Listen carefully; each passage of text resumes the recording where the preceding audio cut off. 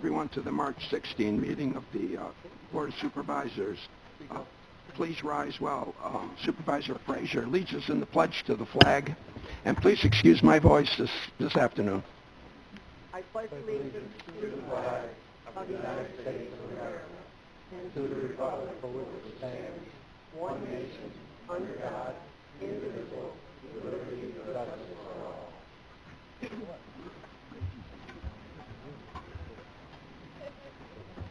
The clerk will read the roll. Mr. Leggett? Here. Mr. Diamond? Here. Mr. McDevitt? Here. Ms. Bramer? Here. Mr. Loeb? Mr. Driscoll? Here. Mrs. Frazier? Here. Mr. Simpson? Here. Ms. Hogan? Here. Mr. Dickinson? Here. Mr. Merlino? Here. Mr. Strauss? Here. Mr. Wild? Mr. Beatty? Here. Mr. McGowan? Here. Mr. Sokol? Here. Mr. Thomas? Here. Ms. Hyde? Here. Mr. Garrity? Here. Chairman Conover? Here. You should all have received the minutes of our meeting of Feb 16. Chair will entertain a motion to approve. Ms. Bramer on the motion to approve. Mr. Driscoll on the second. All in favor? Aye. Opposed? Carried. Thank you. We'll begin. I'll call Mr. Thomas and Mr. Merlino forward, please. We have a proclamation to present to students and faculty of Hadley Luzerne Junior Senior High School in recognition of their designation by the Anti-Defamation League as a no place for hate school.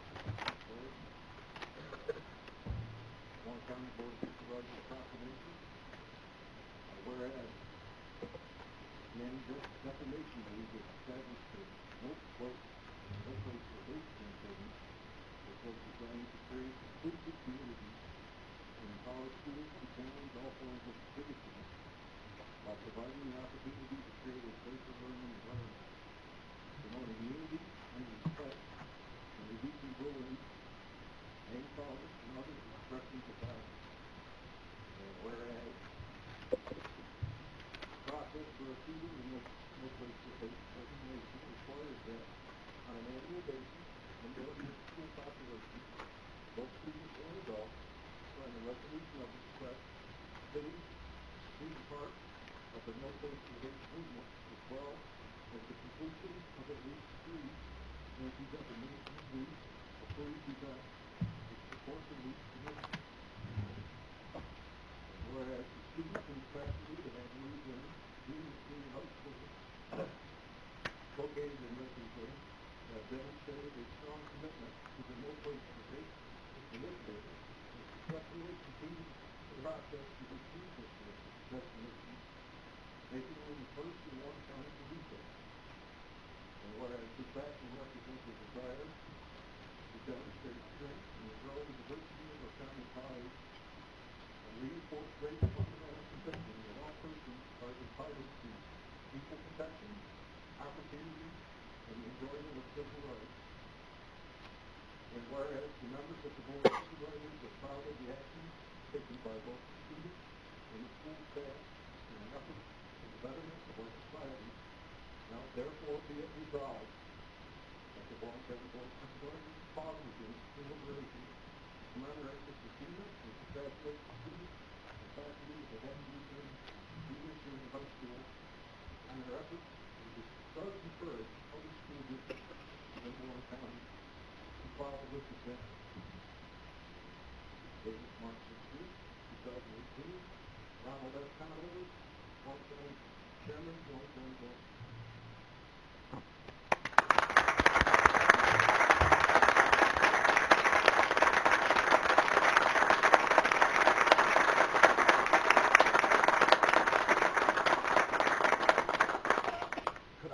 First of all, thank you very much. Thank you to everyone here. I just want to thank our kids. They're the ones behind this. They're the ones that carry it on. They're the ones doing the work. Appreciate all the advisors that work with them. My high school principal, Burgess of it, keeping it going with them. But it's all about you guys. So let's want to keep it going. Thank you very much.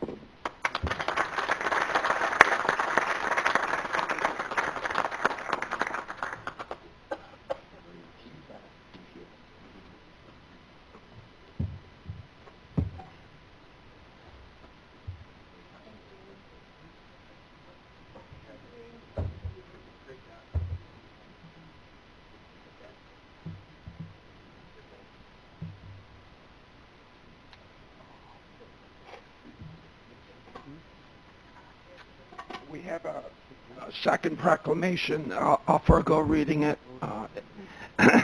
dealing with National Crime Victims' Rights Week, but I would ask, with your privilege of the floor, to ask our District Attorney, Jason Carson, if you might step forward and say a few words. Sure. Do you want me to read this? Rather than read the proclamation, what I'd like to do is just indicate that we have coming up the first week of April, starting April 8th, it is National Crime Victims Week, and it's going to start in the capital region on the 8th and carry on for 1 week. This is basically a program that recognizes victims of crimes and the rights that they are entitled to as well.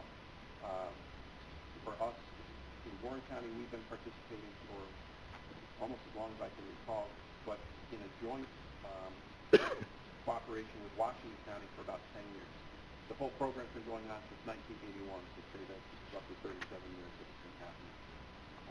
The supervisors should have all received invitations. We do have RSVPs on those, and so we hope that people can come join us this year. There are some special people being honored. Some of the things that you may have heard about in the news recently with victims of violent crime. We've had conversations with some of the victims and some of the people that are supporting them, and we think they're going to be there. It's a really, really nice event. And this year it will be in Washington County. Next year it's in Warren. They've been rotating for the last 10 years. So I encourage anyone to come. Great event. It's one of the things that I get to do in this job that's a little more uplifting than what's going on right now. When I leave, it's going to go downstairs. So if anyone has any questions, I can answer. Well, thank you. Thank you, Jason.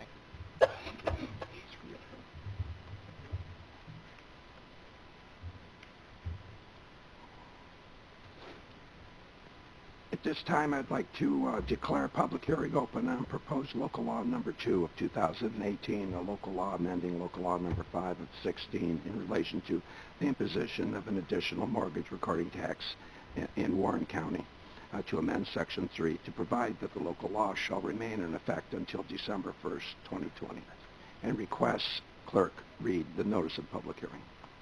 Notice is hereby given that the Board of Supervisors of the County of Warren, New York is considering the adoption of proposed local law number 2 for the year 2018, entitled a local law amending local law number 5 of 2016 in relation to the imposition of additional mortgage recording tax in Warren County, to amend Section 3 to provide that the local law shall remain in effect until December 1, 2020. Notice is further given that pursuant to a resolution adopted by the Board of Supervisors on February 16, 2018, a public hearing will be held by the Board of Supervisors on March 16, 2018 at 10 a.m. in the Supervisors' Rooms at the Warren County Municipal Center, Route 9, Queensbury, New York, at which time and place all persons interested in the matter of such proposed local law number 2 for the year 2018 will be heard concerning same. A copy of said local law is available for inspection during regular business hours by contacting the Clerk of the Board of Supervisors at the above stated address, and may be viewed on the Warren County website. Is there anyone here wishing to address the board regarding this local law? Mr. Whitehead.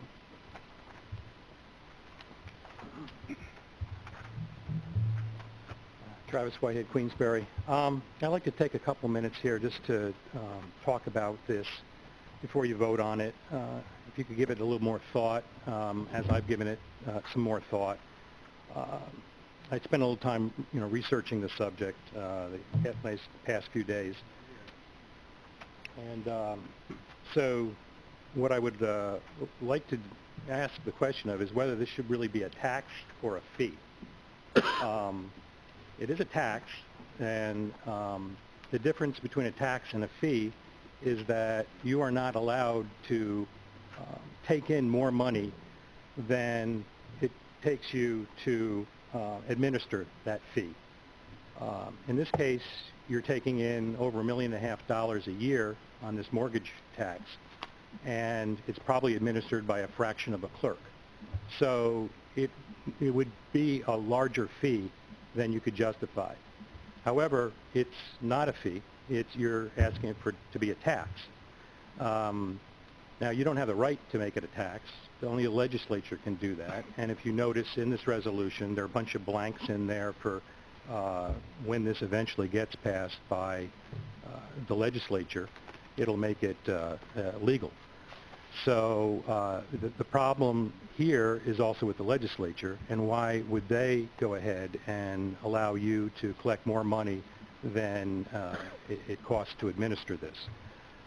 Well, this is a problem statewide and has become a larger problem statewide after the tax caps were put in. And now all of a sudden people are looking for ways to get around those property tax caps. An additional tax, this is not a property tax, would be one such way to get around it. If you were to put in a fee, you wouldn't be able to collect that $1.5 million a year. It would be less. Many other counties, and some are in court right now, have been raising fees to the point where they exceed their costs, and those are being challenged. You see some of this happening locally as well, and it's just something to be aware of. Nearly every community goes ahead and offers water services. Part of that is a fee based on the gallons you use. Part of it usually is a property tax based on the infrastructure. Recently in my town, 3 years ago, they went ahead and shifted the costs between the infrastructure and the operations budgets. The proclamation was that you're not going to be paying any more money, just putting more money in one category and taking out of the other, which is true.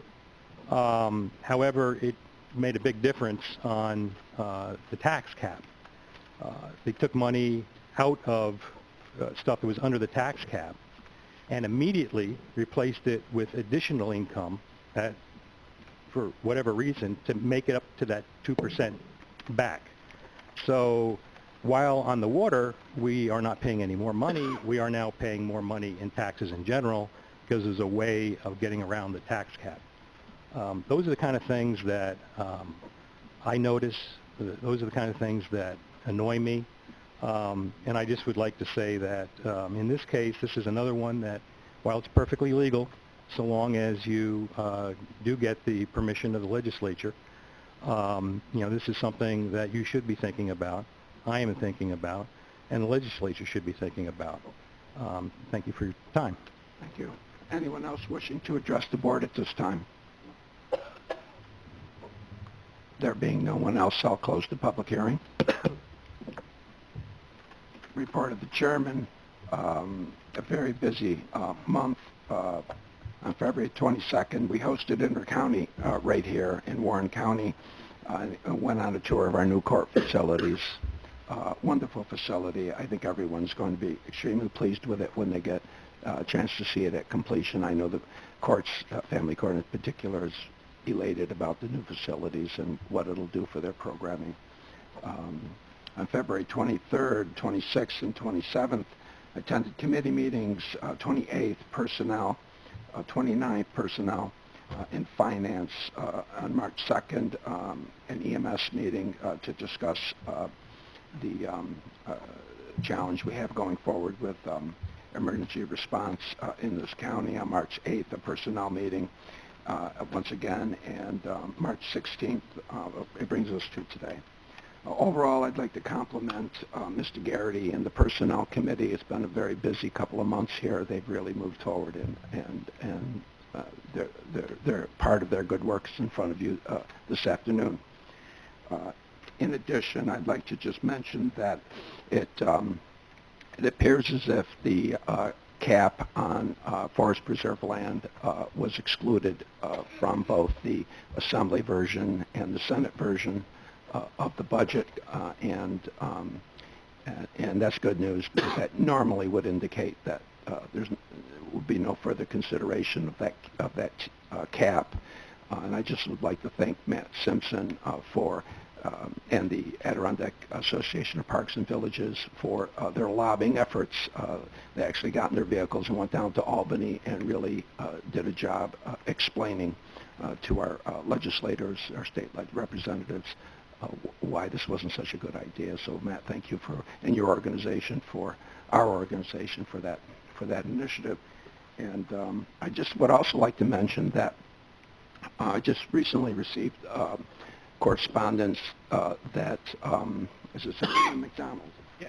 Assemblyman McDonald and Senator Marchione have introduced concurrent resolutions which would create I believe it's a 3-year planning study to look at the Hudson Black River Drainage District.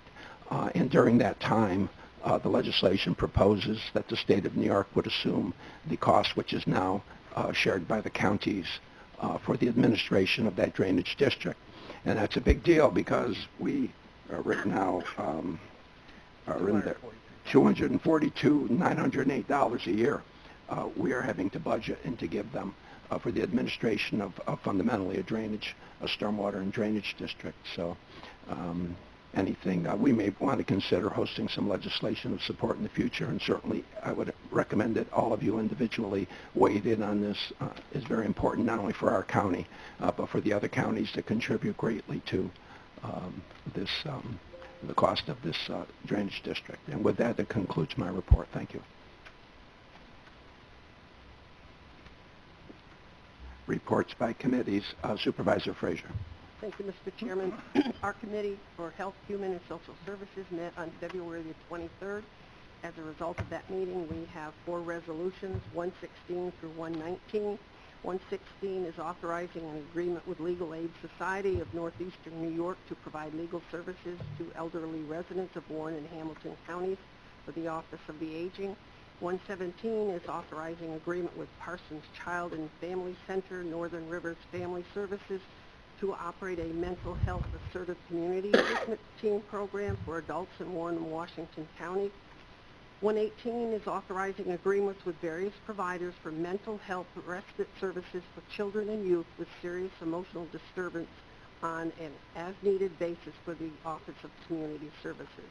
And 119 is a resolution that's calling on the Office of Alcoholism and Substance Abuse Services and the Governor of the State of New York to provide state funding to support the treatment and transition services to individuals with substance use disorders who are incarcerated in county jails. We'd appreciate your support on those resolutions, but I would also like to remind everyone that Pat, our Director of Public Health, is retiring at the end of the month, and we certainly do appreciate all her hard work and dedication that she's given to the county over these years, and she has really run a wonderful department, kept things moving right along. I'd also like to thank her for taking my committee on a tour this morning so that we had an idea of what's really involved and the number of people that are involved and the activities that go on. So I want to thank her for that. And Supervisor McGowan, we assumed you must have gotten lost along the way. Well, I have to say I did go to a few more corners probably than but everybody. But I have to say it was a wonderful tour and another jam-packed office. I have to say here at the county we do utilize every square inch we have. That's true. This is about the most openest space I think we have in the whole building. So thank you, Mr. Chairman. Thank you, Supervisor Frazier. Supervisor Simpson. Thank you, Mr. Chairman. The Cornell Extension Service, we met February 26th, and we had an awesome turnout by the supervisors that are on that committee. And we enjoyed a presentation by Catherine Martini, who is the Master Garden Coordinator, and it was an awesome presentation of all the things that they're working on throughout the community and the resources that they provide to everybody. So it's a great committee to be involved in, and it's a great group of people that participate there. And also in our packets, we have a resolution. There's very few resolutions that we have that are involving the Cornell Cooperative. But Resolution 121 is a resolution to increase state support for Cornell Cooperative Extension County Associations in the state of New York. Their funding under Section 224 of the county law provided by the state has remained stagnant for 17 years at $4 million. Has not risen, has not increased at all. And this resolution is in support of raising that funding from $4 million to $8 million. So we would appreciate your support on that. You know, this organization is just irreplaceable in our counties. They provide a great service to our children and our families. So we appreciate your support for that. And thanks again to all the supervisors that showed up. On February 27th, Public Works met. We had a report from the railroad by Justin Gagno. He reported on the Barton Mines contract that they had secured. It's their first long-term freight contract that they've had in quite a while.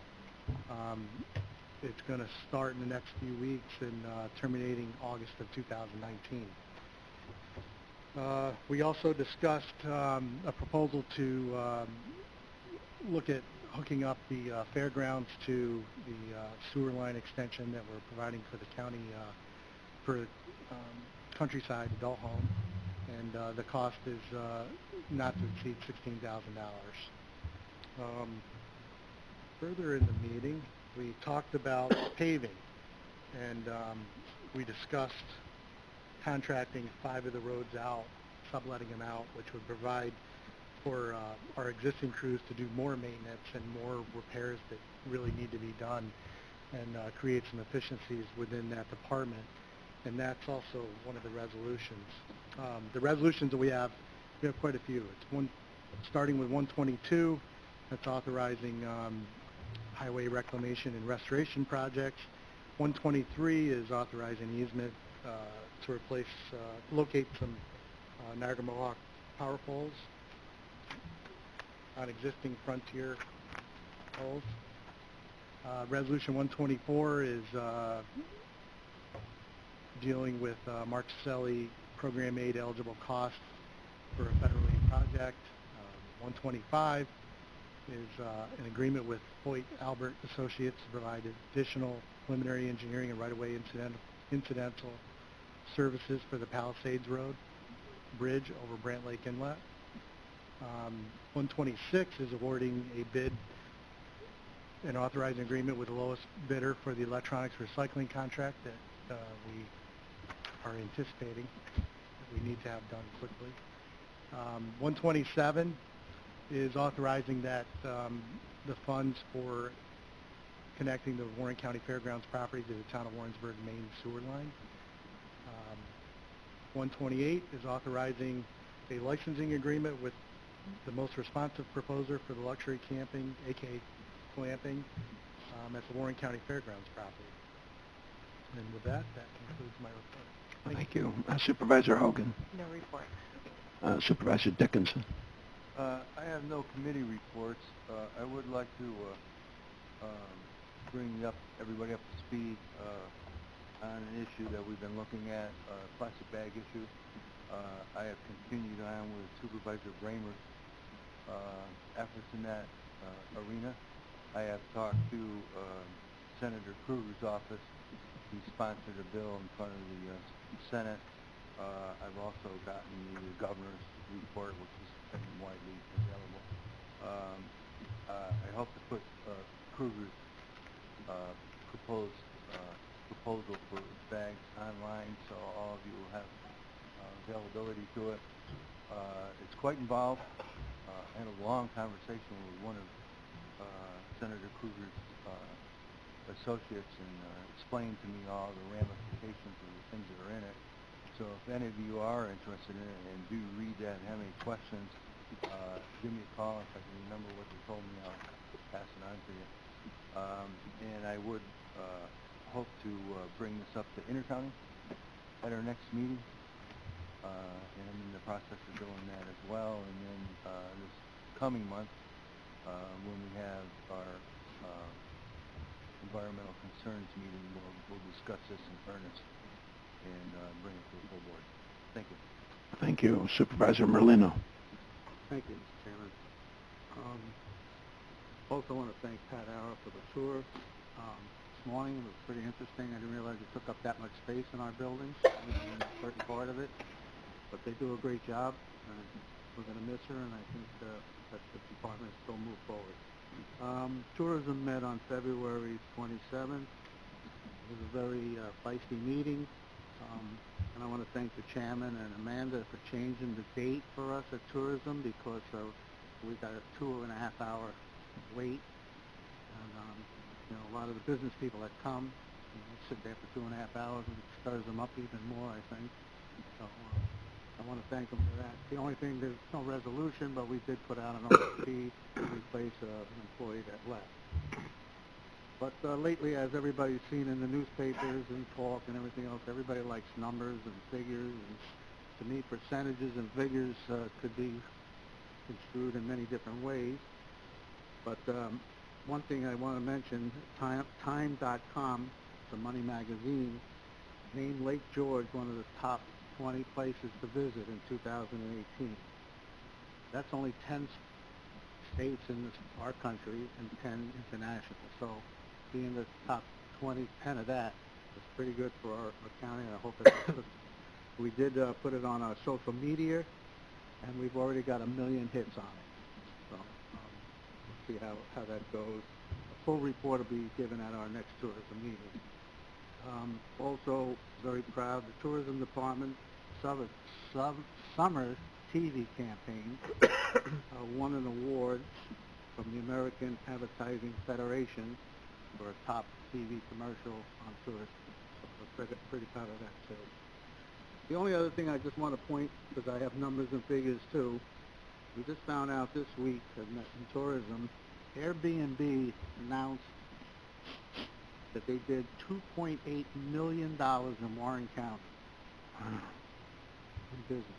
2.8. If you want to break it down in numbers, that's $196,000 and 7% sales tax that we don't get, and $112,000 in occupancy tax that we don't get. So that's a lot of, I know we go back and forth about tourism is slipping and all the stuff that we hear constantly, but there's a lot of parts of tourism in our county that people don't count. And this is one of them. And the other one, this is just for an FYI, one of the biggest growing parts of our county other than Airbnb is Champlain. And that's to keep growing for the next 10 years at least. And campsites do not collect OPTAX or sales. So those are two big objects that bring people to our county that we really don't account for in our sales tax and our tax revenue. And the tourism department is continually meeting with Gina Metzer from the CDB. Everything seems to be really going well. We got a lot of good ideas. They put out a couple of things that we really are proud of. A video that you got to look at. And we're going to keep our monthly meetings with Gina, and we're going to keep working together with CDB. Thank you. Thank you very much. Supervisor Straugh. Yes, thank you. First of all, I want to thank Patricia Auer. I think she's a great person. She's done a great job. So I know what everyone else is saying just reinforces that. I wanted to say that as well because I felt strongly about that. Legislative and Rules met February 26, 2018, and there are two items, resolutions before you that come out of that committee. The first is Resolution 120, and that is a resolution in opposition to taxable state-owned land conversion to payment in lieu of taxes, a pilot program. So this is a resolution that supports the assessment of taxable state-owned land and that it remain under control of local municipalities where such property is located. And we are opposed to New York State converting assessment of taxable state-owned land into payment in lieu of taxes program. And with your permission, I have Terry Ross, who is the Town of Queensbury Assessor, as well as the former president of the New York State Association of Assessors, here to speak to this matter. And with your permission, Mr. Chairman, I would like her to do so. Without objection. By all means. Thank you. Thank you. Thank you, Mr. Chairman. State-owned land. Now, Glens Falls is going to get a little tutorial because they don't have any state-owned taxable land. But there's over 3 million acres of forest preserve. And in 1886, the state legislature passed a resolution, actually it's a part of real property tax law, that says that all forest preserve should be assessed by a local assessor and taxed just like it was private property. We have millions and millions of people that take advantage of that forest preserve, and what this year for the governor, in the governor's budget, he has decided that it might be a good idea to take that assessment feature away from the assessor's office, to freeze what they're paying in taxes now, and to then only be able to increase that each year by the amount you can increase your tax cap. Now again, for Glens Falls, they don't have any. Town of Queensbury has very little. But as I sit here, there's Stony Creek and Thurman and Johnsburg and Warrensburg and so many towns that in this county that have, in Bolton, yes, in Bolton, that have taxable state-owned land. This means that essentially the state's going to pay what they're paying now and not very much more in 10 years and 20 years and 30 years. And if in 1886 they decided that it should be taxed just like private property, why are they taking that feature away? I think it's really going to hamstring and really hurt and shift the burden of those taxes to private property owners. So my association has been very much involved with this. We're lobbying in Albany too, and we were very happy to hear, as Mr. Simpson reported, that the Senate version and the Assembly version of the budget, of this year's budget, has rejected it.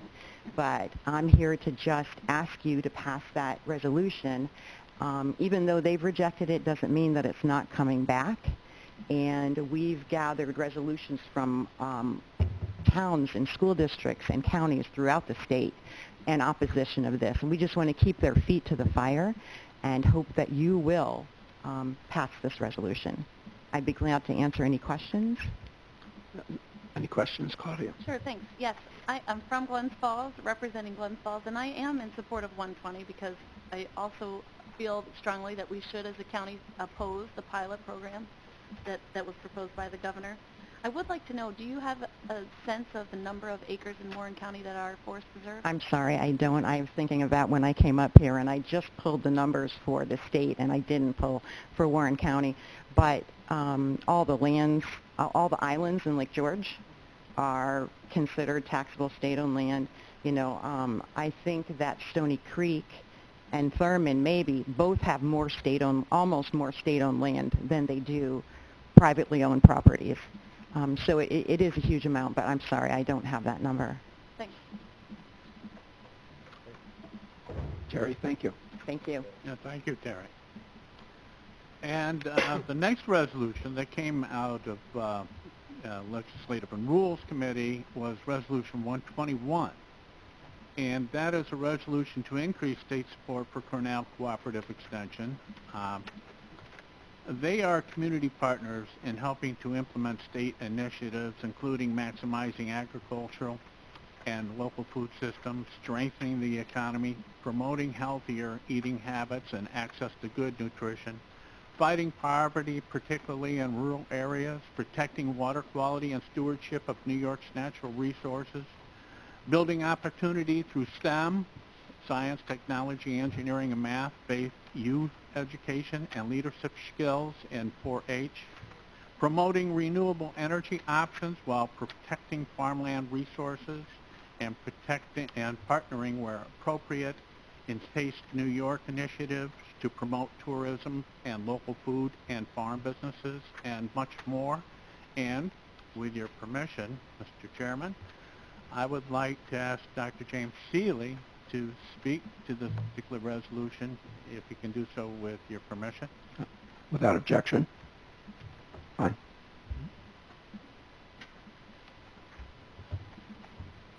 I'd like to thank Supervisor Simpson and Supervisor Strauss for outlining it. But first I'd like to thank Warren County for the support of Cornell Cooperative Extension over the years.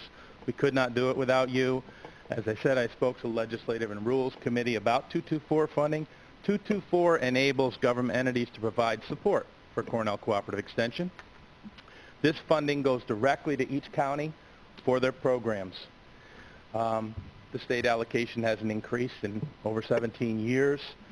And if anything, an increase in state allocation would cause us to be less reliable on our county support. So we met with our state legislators at the beginning of the month. They are in support. They're going to sign letters of support for this resolution, so we would appreciate your support in that. Any questions? Thank you. Okay, thank you. And that concludes my committee report, but I just have one comment about Resolution 126. I want to thank Julie Butler for going out to rebid for e-waste, and we're going to end up in a much better situation, so I appreciate her cooperation. But thank you, Mr. Chairman. Thank you, Supervisor Strauss. Supervisor Beatty. Yes, thank you. Just an update on shared services. Julie did do a great job on putting out that new bid for e-waste. And that was directly from hearing from supervisors. So that's a county employee reacting in a very, very positive way to what each of your towns were facing and getting on it within 30 days. That was admirable. I also had a meeting with Julie and with Supervisor Bramer. If that's for me, I can't take it right now. Thank you. No, I won't bring home the bread. Sorry about that. That's all right, Chief. It reminded me of Mr. Montesi, but we won't go there. My wife needs me, so. He's checking up on me, so I don't pass out at this. No, we hope you don't. But we did have a short meeting with Ms. Butler, and it was about an hour and a half. So we at our next committee meeting, we'll discuss more about animal control services and where the shared services falls on that. I'd like to have the committee weigh in on that at our next meeting because there's a lot more to that than what meets the eye, and other counties don't do it, and for a number of reasons. But I'll be glad to go into what Claudia and I learned a couple weeks ago. And I'm also in support just of the 126. You know, I get a little disappointed with the state and all the unfunded mandates, and now here they're trying to hamstring all the state-owned land on being able to increase the taxes. I find it almost hypocritical.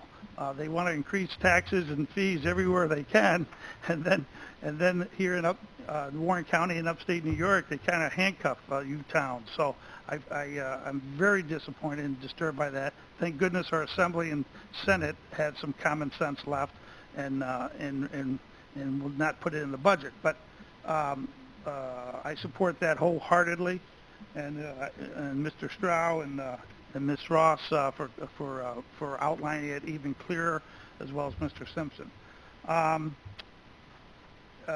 Finally, I'd like to commend Walter Young for coming to a meeting last week of finance, or it's actually about 2 or 3 weeks ago. I will not be in support, though, of a certain resolution today because I think we have a lot more questions and answers. But he did make that meeting, and I think after the next meeting that he comes to, which will be an EDC meeting chaired by Supervisor McDevitt, I believe we'll have our questions answered.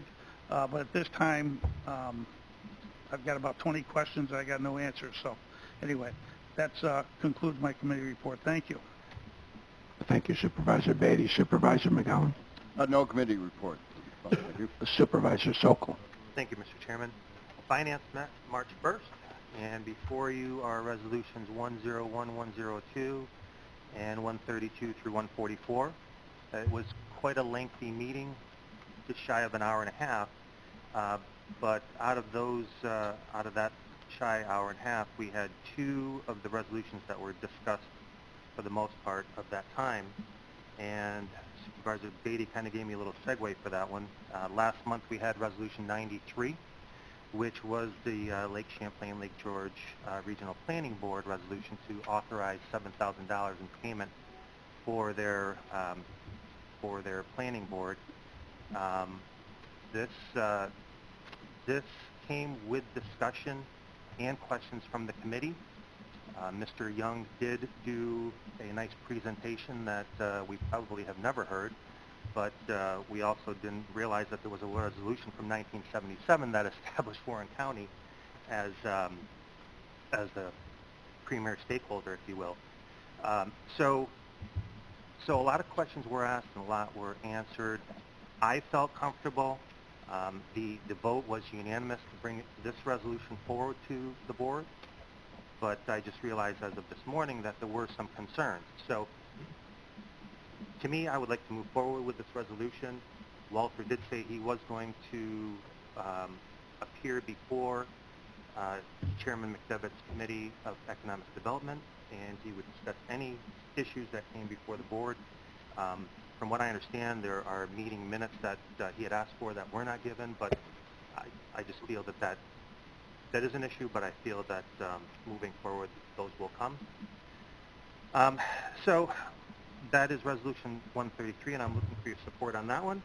And 138, we finally have an agreement with Jack Gillette versus Warren County. So the attorneys did a great job working on that, and we finally came to a settlement. So that is Resolution 138.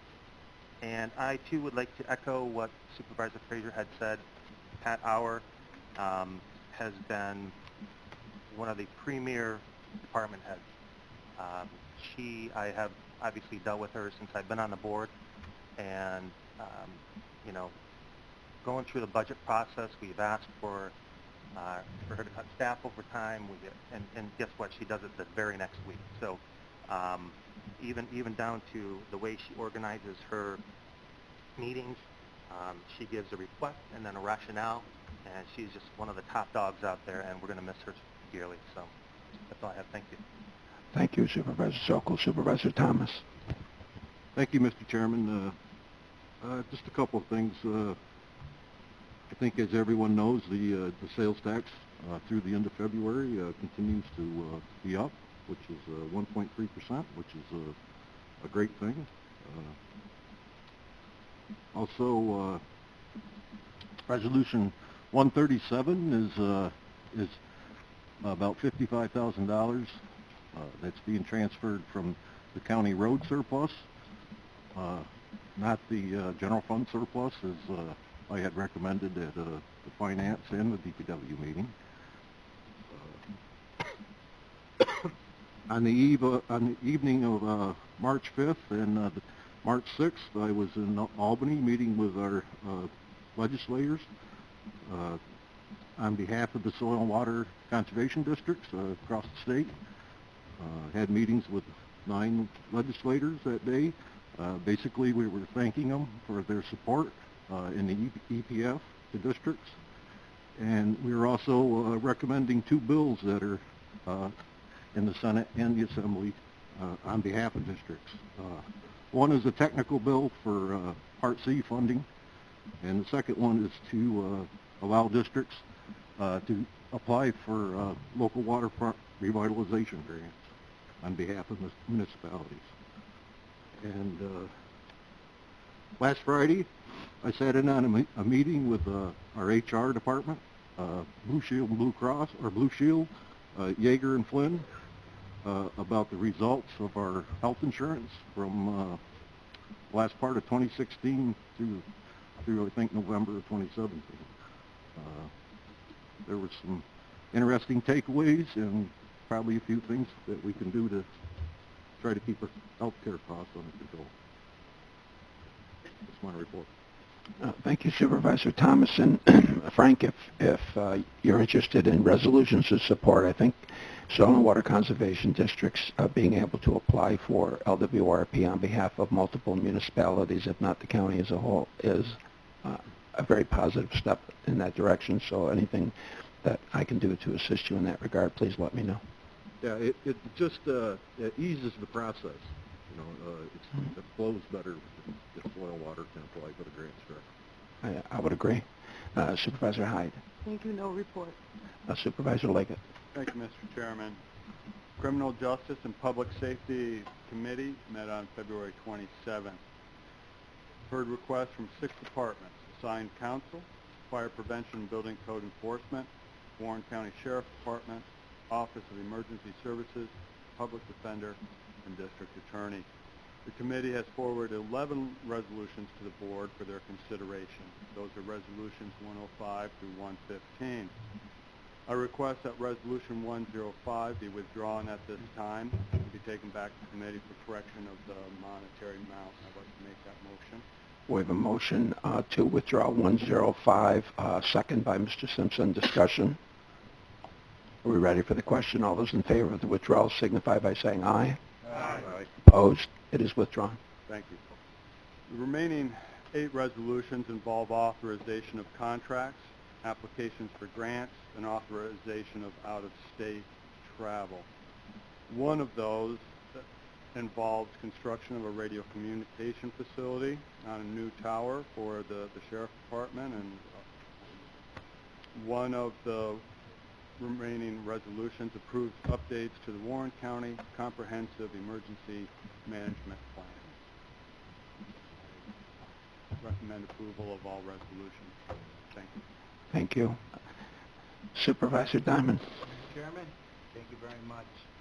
Facilities met in February. A couple of topics that were discussed at that meeting. One was building and grounds relative to the building that the county owns, on Warren Street. We're currently operating on a monthly basis with the recycling company down there. It hasn't been quite determined by the committee yet whether we want to renegotiate or extend that contract.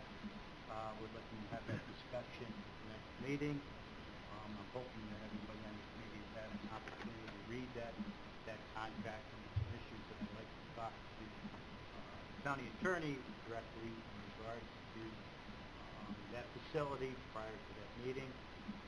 Number 2, we met also during the facilities meeting. We talked about the Florida General Memorial Airport fixed base operator respondee to the RFQ that was sent out. We did get 2 respondees, one for complete fixed base operator, the other one for a partial responsibilities for the airport. What we've done is, and I want to be very clear that the RFQ also included a draft RFP sent.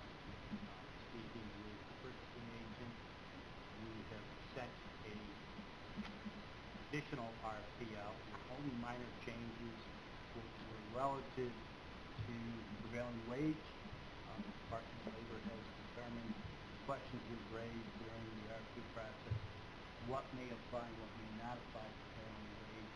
They determined that they would take that, answer those questions on a case-by-case basis. Those are the only real changes to the RFP. We expect to have it back sometime in April. We have a timeline, the end of 2017, to negotiate. And the county determines that they want to be a fixed-based operator, hire someone to do that. That's certainly an option out there. During our discussion at the meeting, I approached 2 supervisors that were on the facility.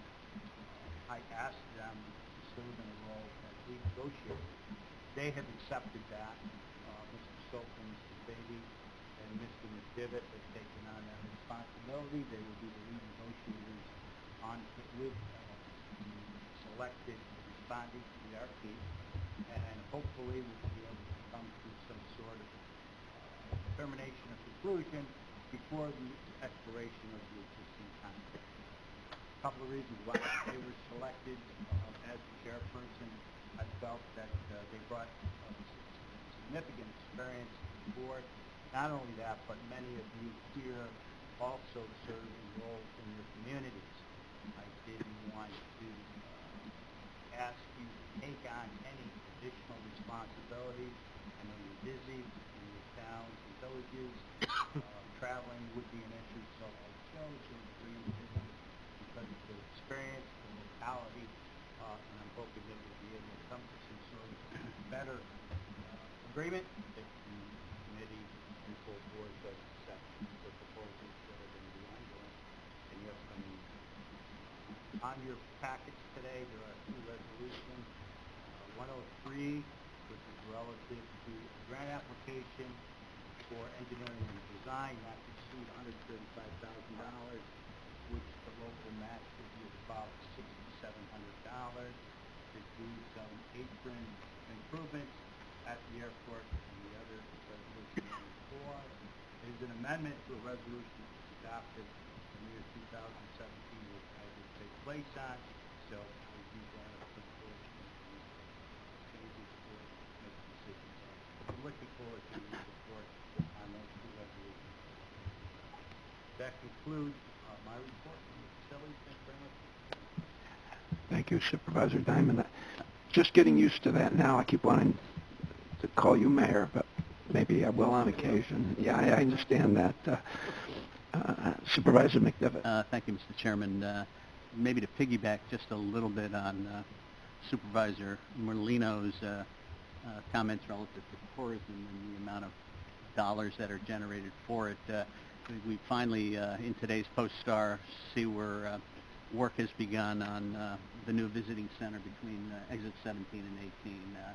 So we have a 9,000 square foot facility, basically modern, Adirondack themed, all of the various components necessary to give tourists that are entering our geography, to give them that first positive blush in terms of who we are, our values, and the beauty of our North Country. So this hopefully will be done by the fall, and it I think will be an entree to what's going on in terms of the positive things within our area. And just a second component, I've taken the liberty to invite a guest to one of our future meetings, okay? And she was actually on TV last night, okay? She was at the Loyola game, and Loyola beat, who did they beat? Miami, I think, last night,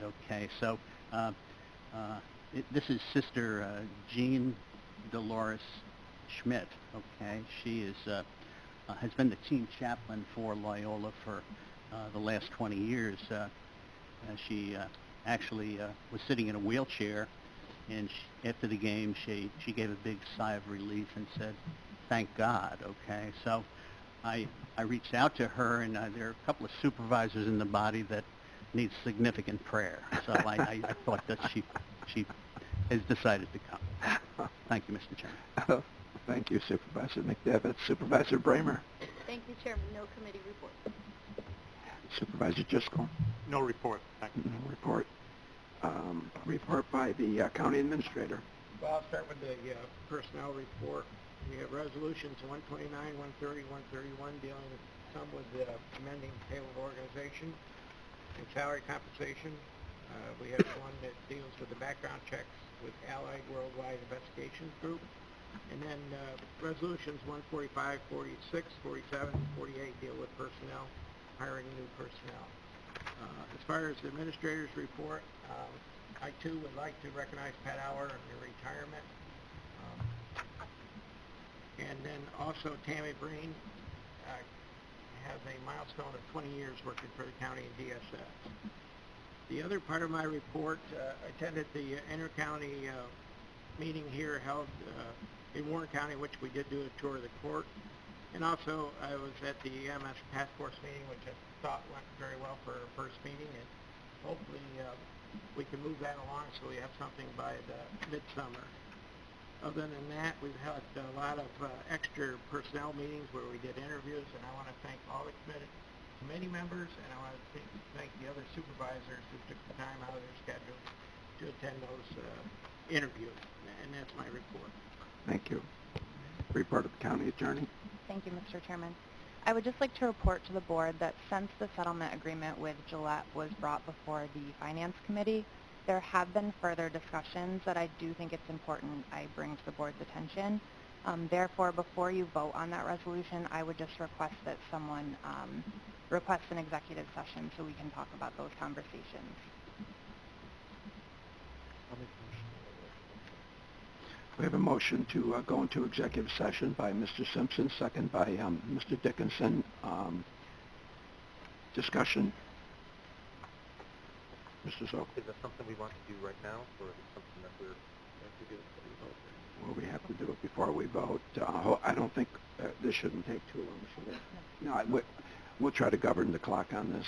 Anyway, we have a motion for executive session. We have a second. All those in favor? Aye. Opposed? Approved. We're going into executive session.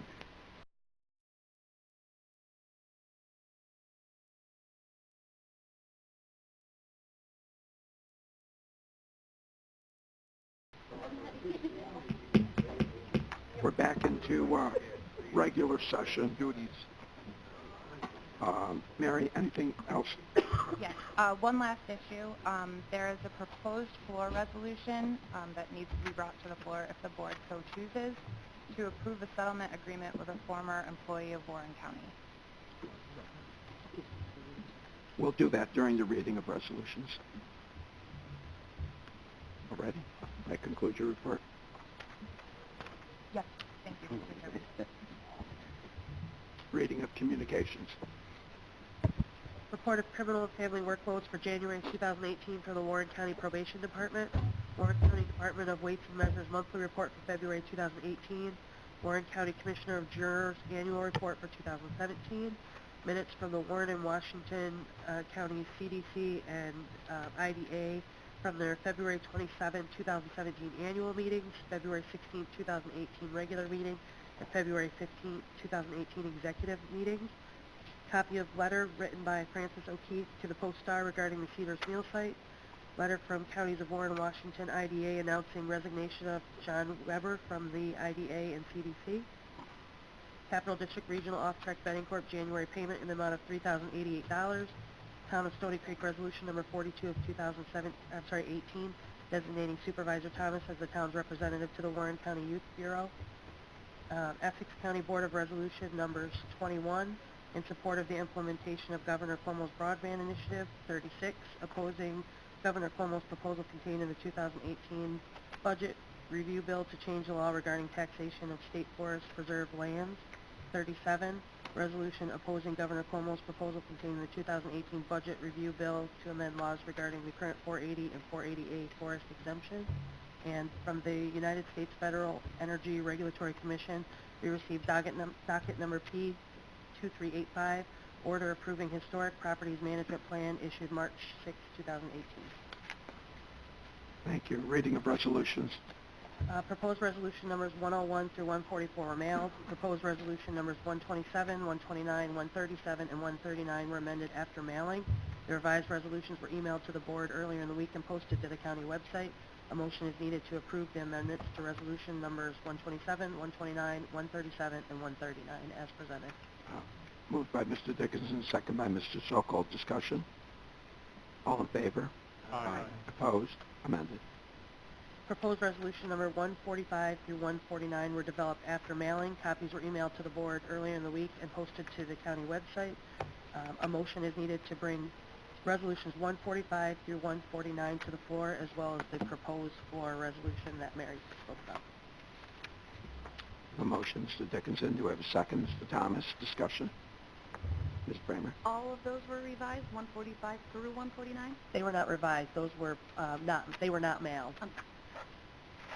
Any other discussion?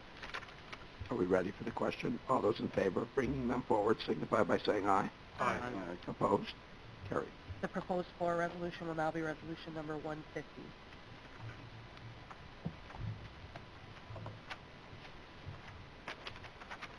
Now I'll open this up to the public. Anybody here wishing to address the board regarding any resolutions?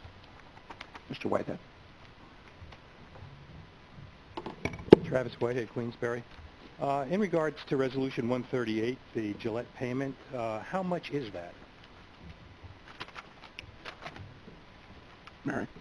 I can't comment on that. There's a confidentiality clause. Well, you know, I do have a right to know, I believe. I have filed a FOIL request, as you're aware. The public will pay this bill. You can't keep that from us. I mean, eventually it'll come out. So why wouldn't we know now, before the decision is being made, what the cost is going to be? And also, why wouldn't we use this as a learning experience? I mean, everybody makes mistakes. In this case, a mistake was probably made that this was dragged out for years. I don't know how much of this is going to even be picked up by insurance, because if I were the insurance company, I would have told you long ago to settle, and I'm going to cap it at this point if you don't pay attention to me. So how much is being paid by us? Why would you use taxpayer money to go after a taxpayer? You know, you have deeper pockets, obviously, than any individual taxpayer, and that's wrong. So my FOIL request stands, and that eventually will probably get answered. But it'll again be delayed to the point where when I get that information, it's not going to help to, you know, draw a conclusion here. It's not going to help to answer the question, should you accept this or shouldn't you accept this? Should you do something to make sure this doesn't happen in the future? It's going to be delayed. I have already filed 2 lawsuits in the past for delayed information. I have an appeal presently on one of them. I mean, the public does have a right to know. It is our money. So it's something as simple as how much we should know. And I don't know how you can say otherwise.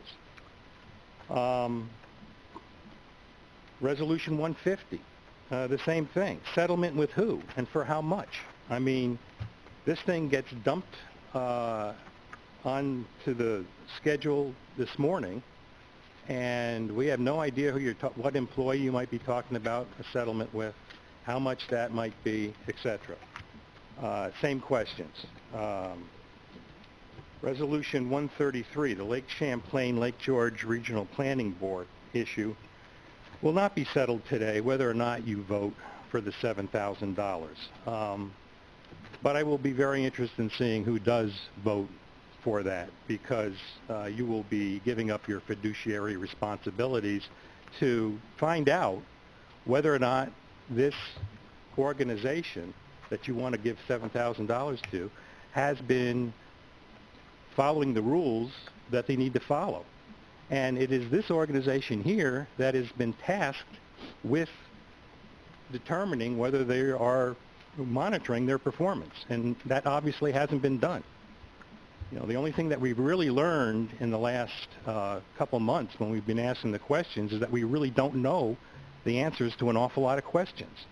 I can't tell you in the end whether or not you're going to find out that there's some real problems here, but you can't tell me that there aren't any real problems either. And for you to go ahead and give $7,000 to an organization that you know is administering millions of dollars, I mean, that $7,000 can't be a huge problem for an organization that's administering millions of dollars. If it is, maybe you even got a bigger problem. So why you would be rushing to make that decision before you get some of the answers, I have no idea. And if you think this is going to end at the end of this vote, you don't know me very well. So Resolution 149, trying to make up a retroactive appointment to the same planning board, appointing somebody to a position that expired already. Why? I mean, someone made a mistake. It doesn't seem like it's a big mistake. It was missed. Admit you made a mistake and move on. I mean, is it that tough? You have to try to put a resolution in that says Mr. Simpson was the guy last year. Fine, I accept that, but a resolution, an ex post facto resolution. I mean, look at your Constitution. I mean, these things aren't even allowed. And then finally, personnel decisions in resolutions 146 to 148 were made in committee. I mean, nobody can really stand here and say that what your vote today is going to change whether a Mr. Ryan or not is going to be appointed the next county administrator. Certainly that news has been in the paper. His boss knows about it. Everybody knows about it. That decision was made in committee. What bothers me there is that I live in Queensbury. I have 5 representatives. Each one carries 8.5% weighted vote. In that committee, there's only one person out of 11 from the town of Queensbury. I'm very much underrepresented. The chairman of that committee represents less than 2% of the people. I have 5 people that have 8.5% of the county people. The chairman has 2%, represents 2%. There's a problem here in the way that these decisions are being made. And I'll end it there. Thank you. Anyone else wishing to address the board at this time?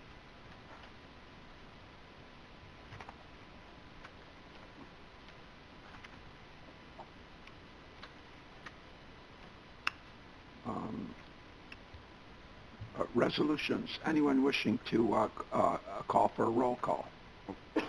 Roll call votes, Ms. Bramer.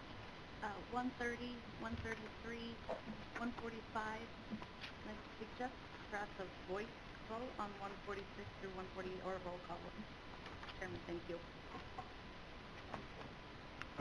130, 132, 165, 146 through... No. 130, 133, 145, and then 146 through 148 are the appointments. Mm-hmm. Any other calls for roll call? Mr. Simpson. 149, please.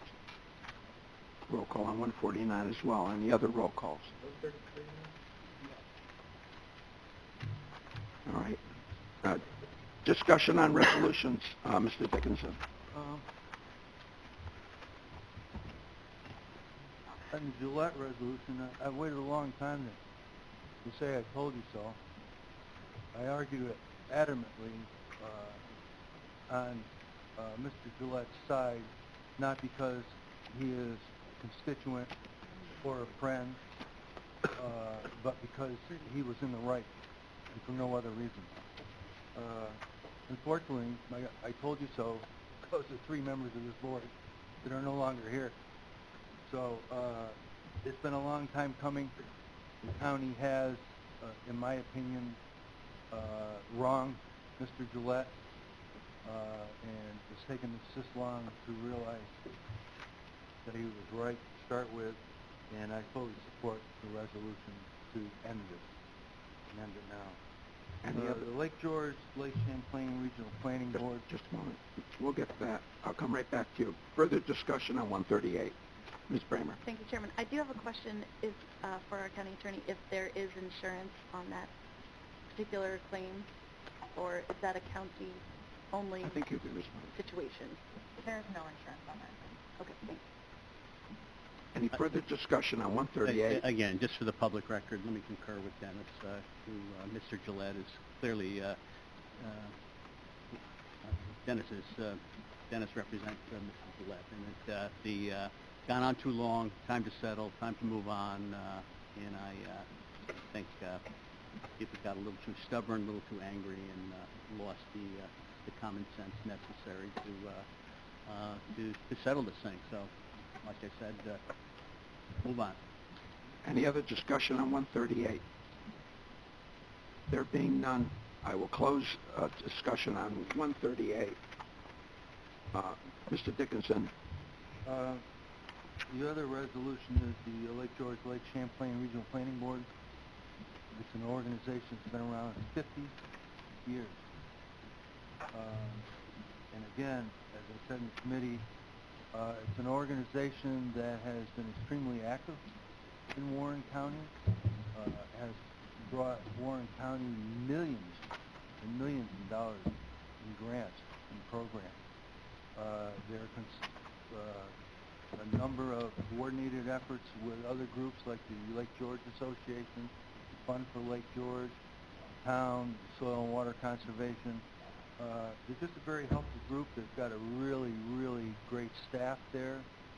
As I said before, the town of Lake George rents them space in a historic courthouse at a very reasonable fee. I deal with them all year long on a regular basis. I think this is just a stall tactic. We brought them in and made a presentation to the committee. They readily agreed to come on a monthly basis and report what they were doing. I think it's time to move on this and move ahead. And then lastly, I'd just like to point out that the new welcoming center on the Northway, we just started construction, has in its plans vote inspection stations. Now, in my term here, we went from no vote inspection program to the only vote inspection program east of the Mississippi. It seems kind of odd to me that we could have a facility like this with a vote inspection station there without mentioning it. It's a big asset. It's a major entrance to the Adirondack Park. So we have an opportunity to catch them as they come in. And I'm sure we'll find once they open that up that that inspection station will be one hot item. Thank you. Thank you. Further discussion on 133. Mr. Beatty. Yeah, thanks for those comments, Mr. Dickinson.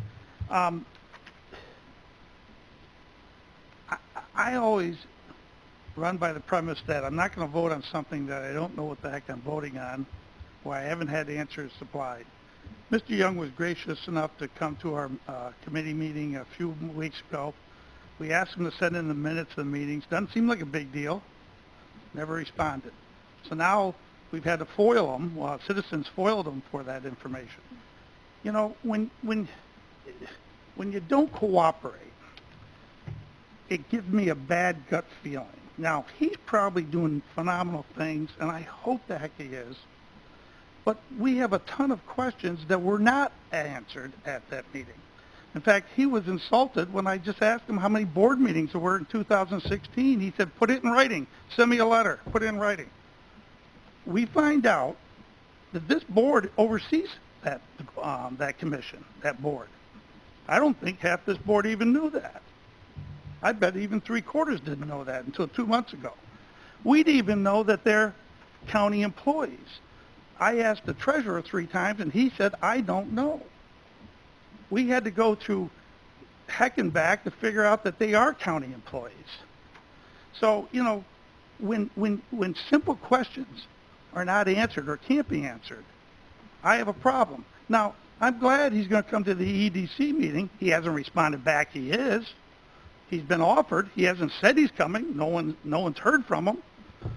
But we, Supervisor Bramer and myself, both extended an offer to come to the EDC. I'd like to see the loan portfolio, one that has a 35% default ratio. Now, I don't know about you people. I'm not a banker. But I think if you got a 35% default ratio, you're in deep trouble. You're handing out loans that are very suspect. I don't know. Maybe you guys are bankers and you're sharper than that. But all I want to know is just come, be open, be transparent. Something that we have a problem with up here at the county. Be transparent. Come and answer the questions openly, willingly, and, you know, good things can happen when transparency occurs. But with the lack of transparency, bad things occur. And so, you know, I look forward to that meeting. Again, he hasn't replied back he's coming, Mr. Dickinson seems to think he has, but he hasn't. And so I hope he does. But I can't vote yes on something that we don't even know what we're voting on what he actually does or doesn't do. We haven't seen minutes. Minutes. By law, he's supposed to supply the minutes to the board members. We had one board member think he was on the board who wasn't. We had another board member who's never been to a meeting in 2 years, Mr. Strau. I mean, are we kidding ourselves here that we know what we're doing? So I'm going to vote no, and I hope some of you else vote no. If he answers the questions next month, I'd be glad to vote yes. But I've got a lot of questions, and I'm not going to hang my vote out on something that we don't know about. Thank you. You're welcome. Anyone else wishing to discuss or have comments on 133? Mr. McGowan. Yes, I have to agree with, thank you, Mr. Chairman, with Supervisor Beatty here. And being new to this and coming on, it was totally confusing to me that everybody was totally confused, that not too many people. So I would like to, hold back on this until the questions are can be answered, and I learn a little bit more of what's going on, where I'd feel more comfortable on doing that. It is, not that it's a substantial amount of money, but at the rate that our budgeting is going in the future, as they look out over the next 5 years, every little penny counts. So. Are you making a motion to table 133? I would like to table until questions are answered. Is there a second? Discussion ends. Is there a second, Mr. Beatty, on the motion to table? We might as well roll call that.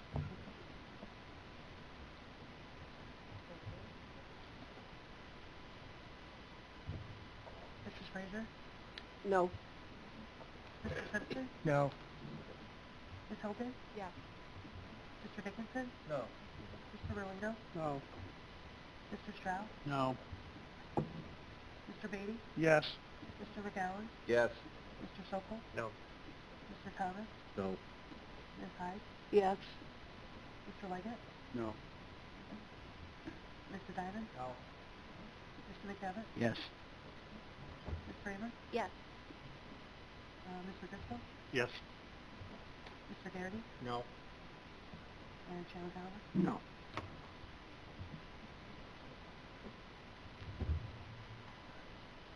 There were 381 votes in favor of tabling and 504 against. The motion failed. 504, is that? 504 against, 381 in favor, and 115 absent. Need 501 in favor. Mr. Chairman, question, I don't know the answer to this. Can members of that board actually vote on that resolution or tabling that resolution? You're a member of the board for no, you're not 2018, you're 2017. But Mr. Dickinson, who's now vanished, he's a member of the board. Mr. Strauss is a member of the board, and Simpson thinks he's a member, but he's not, but we're going to vote on that today. So by law, can they even vote on that, seeing that they're on the board? You're asking for a point of order? Yes. I'll ask for a ruling. There are appointees to those boards. Are they allowed to vote on this resolution? We're going to have to check on that. So pending that, then I would recommend that we table this resolution, pending that we don't know whether you can actually vote on this or not. Well, I think if they are not able to vote on this resolution, then the resolution, I believe, would fail as a matter of course.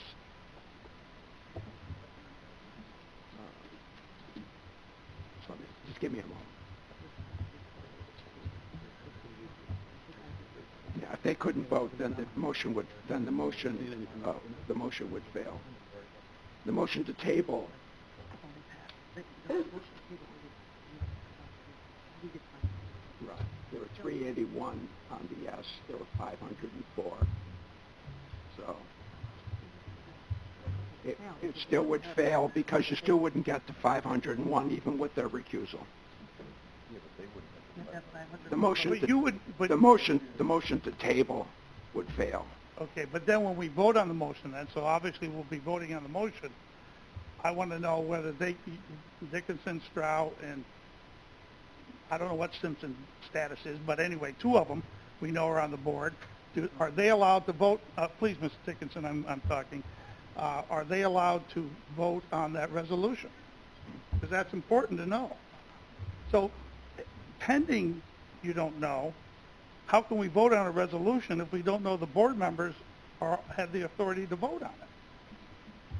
Well, I'm I get what you're saying, but I would also say that should there be an issue with this that we identify in the next day or two, we certainly would have to go back and revisit this. There'd be no transmittal of $7,000. That's a process in and of itself. So the resolution that's in front of us is to give them the $7,000.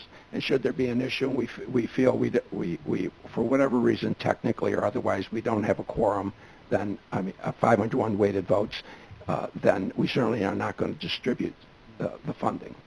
So I would say that as a practical matter, while I understand your point, my ruling would be that they can vote on the existing motion, but should there be identified a legal reason that they cannot, we certainly are not going to transmit the $7,000, and we will revisit it at that time. But what's in front of us is a contract to give them $7,000.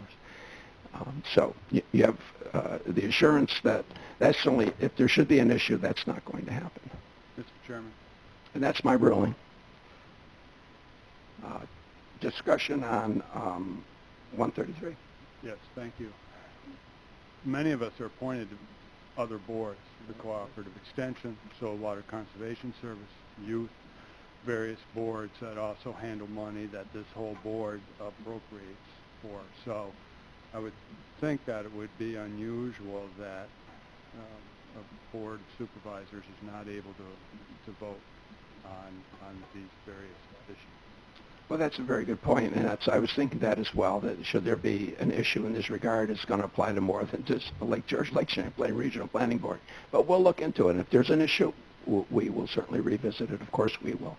We're not going to just ignore it. Further questions or comments on 133? We're still on 133. Ms. Bramer. 133, thanks. When Mr. Young came to the committee, I was pleased that he was there and giving us a presentation. He did give us a sort of, not a super strong indication that he was going to come to our next meeting, and I know that Supervisor McDevitt and Ms. Allen have reached out to him, and he has not responded, as far as I know. So that's my concern. It's not that it's $7,000, and they are a good organization. My concern is that we've asked him to come and provide us documents, and he has not been willing to, immediately respond to that and give us the information. He has staff that can be providing that to us. It's been 2 weeks. And for an organization that is handling millions of dollars, that information should be readily available and transmitted to us. And I haven't seen it yet, so I'm going to vote no today on 133. Any other discussion? Mr. Simpson.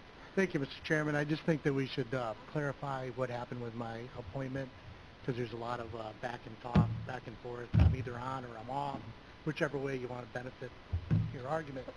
But I was actually asked by the chairman of the board, I think it was in a meeting, or to take Evelyn, Supervisor Wood's position after she resigned, and I signed my oath card. I attended those meetings. The resolution was never amended in midterm after the appointments were done in the beginning of the year. So, as far as I'm concerned, I felt like I was on the board. I participated. I worked on behalf of the taxpayers. If the board doesn't want me on the board, that's fine. I'm not going to vote on it. But just wanted to clarify what happened, because I do know that I was on that board. Thank you. Further discussion on 133. Mr. Straugh. I'm sorry for the delay, Mr. Straugh. Thank you. Just to clarify,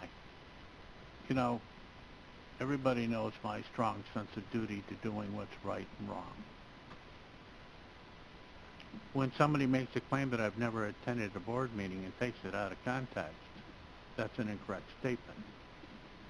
Putting it in context, the Lake Champlain, Lake George Regional Planning Board was never notified that I was on the board. And I never got confirmation from them that I was on the board. So I was never invited to a board meeting, so how am I supposed to attend board meetings I was never invited to? Just a clarification. Right. We've taken steps to remedy that going forward. in terms of our appointments, to make sure they're very clear over there. Any other discussion on 133? Mr. Garrity. I just want to chime in with what Supervisor Leiker said. You know, Supervisor Sitzemaya and myself, we sit on the APA local government board. We attend all the meetings that we can. You know, does that mean when something comes up from the APA local government, we're supposed to recuse ourselves? You know, that's a huge change.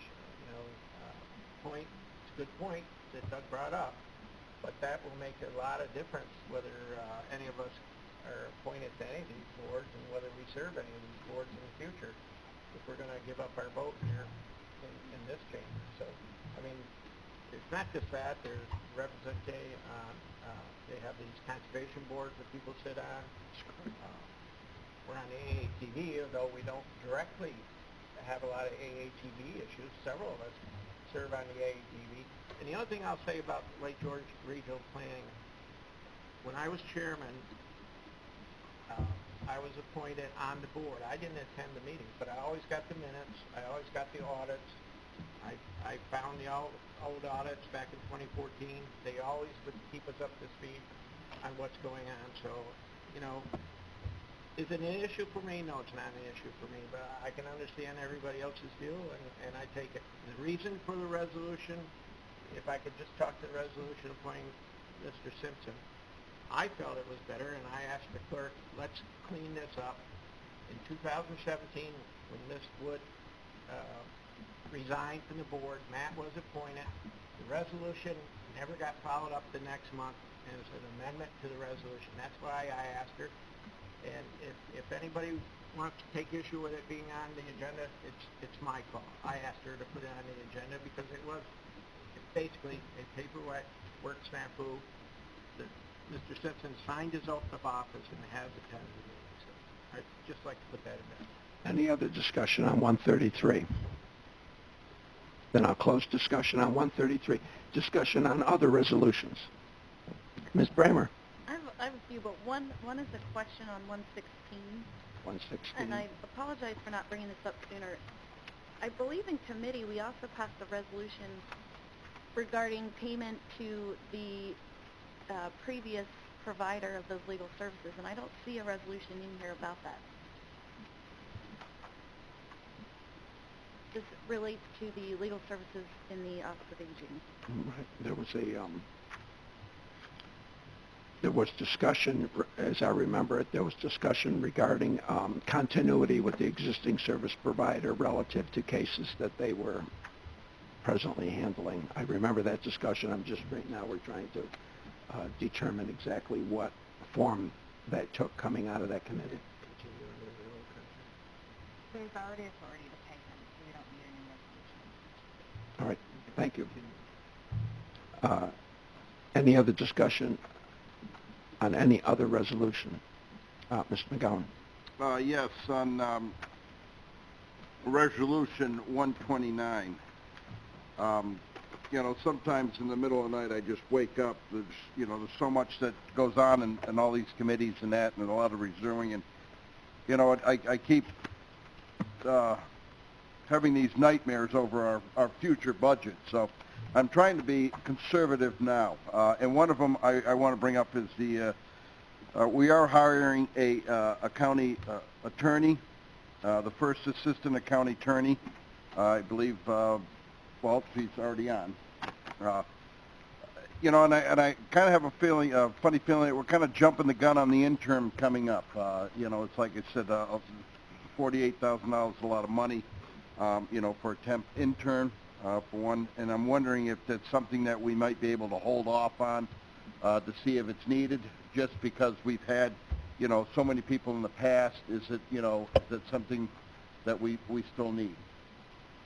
I'll let the county attorney respond to that if she might. It's not an extra position. The person coming into the second slot will fill that slot first and transition into the second assistant county attorney slot. Sorry. It's not an extra position. The person coming in as the second assistant county attorney will fill that position first and then transition into the second assistant spot. Okay, so why, so we lost two assistants? When I was appointed county attorney, my spot was vacant, and the second assistant resigned at that time. So there were 2 open spots. The answer is yes. So we still, you know, like I said, this is going to be being filled at August. I mean, that's still quite a few months away. Is it, you know, like I said, we always seem to have a pattern. Well, we're going to follow this and we're going to follow that, but times change and stuff like that, and you know, and I'm not trying. I'm just trying to get a grasp on it. Sometimes we jump the gun on a few things where, you know, hey, if, you know, maybe we don't. Maybe we can, you know, the intern, instead of that much, you could get, you know, I don't know, say, you know, a cheaper intern that just comes in for the summer. I don't know. I just seem like we're jumping the gun there, and I'm trying to think down the road at every penny that we spend. I mean, that's why we're here. On occasion, supervisors will supplant their judgment with the judgment of a department head. But the position does exist within the existing organizational structure and as approved within the budget. As the budget officer agreeing with me, I just want to make that absolutely clear. But that's why we exist. Ms. Bramer. I'll defer to Mr. Diamond, Supervisor Diamond. Oh, thank you very much, Mr. Chairman. I concur with Mr. McGowan and points that you raised on that particular position. I understand that it's in the organization department. We currently have authorized the hiring of a deputy or assistant city attorney to attorney county attorney that we have now. We also have setting in pleasure the county administrator, part-time attorney. We have specialized labor attorneys. So I do have some concerns about, one, salary of $49,000 being appropriate. Two, what legally can they do if they haven't passed the bar exam at that point in time that was brought on the committee? And three, when I look at my previous experience dealing with interns, it was more of a work experience for them to build a resume to get some experience in the municipality, not a question of whether we should be paying in some senses $49,000 to have someone that hasn't passed the bar, but we need to supervise quite regularly in regards to any work that's conducted, will that individual be conducting work under the umbrella of a burn attorney, probably, what liabilities the county has. So my thought would be that we would just not approve that particular salary for that position and maybe look at someone and then for the work experience and negotiate a much more reasonable salary on the attorney side. So I would have to personally vote against that particular process for the intern at 48 Any other discussion, Ms. Bramer? Thanks. I have some points there. One is that we are changing the table of organization. We do not already have an attorney intern in the table. This is creating that position.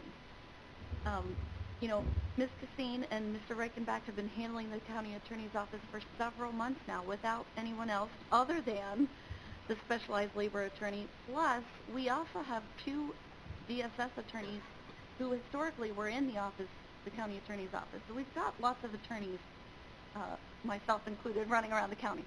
No, I don't work for the county in that regard. But I also talked to the county attorney down in Montgomery County. It's a very similar size to us, and she has herself and one other very experienced person as her first assistant, and that's it. They don't have any other attorneys. And I want to echo what Supervisor Diamond just said about, you know, if we're having an intern there over the summer, why, you know, they're going to be getting a lot of experience out of us. They're totally green. Why are we paying that person an annual salary of $48,000 when we have similar? We're paying about that much for our assistant DA assistant attorneys, and the public defender's office, those people have lots of experience.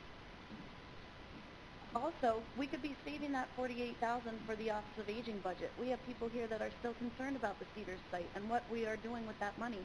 I just think we should be judicious about spending this money, and why are we doing it now when this person can't even start until August? Mary, the county attorney, has just got her first assistant started, and we still have Brian. So why are we doing this? I would say that we should amend this to either delete that entire position creation or at least drop that salary to 0. Supervisor. Thank you, Mr. Chairman. Sorry, I'm just looking at this, you times that by 2, because it's a 6-month position, that's $96,000 compared to our first assistant, we're just paying, $73,500 to. It's a lot of money, for an intern that doesn't even, it's not. Supervisor Beatty.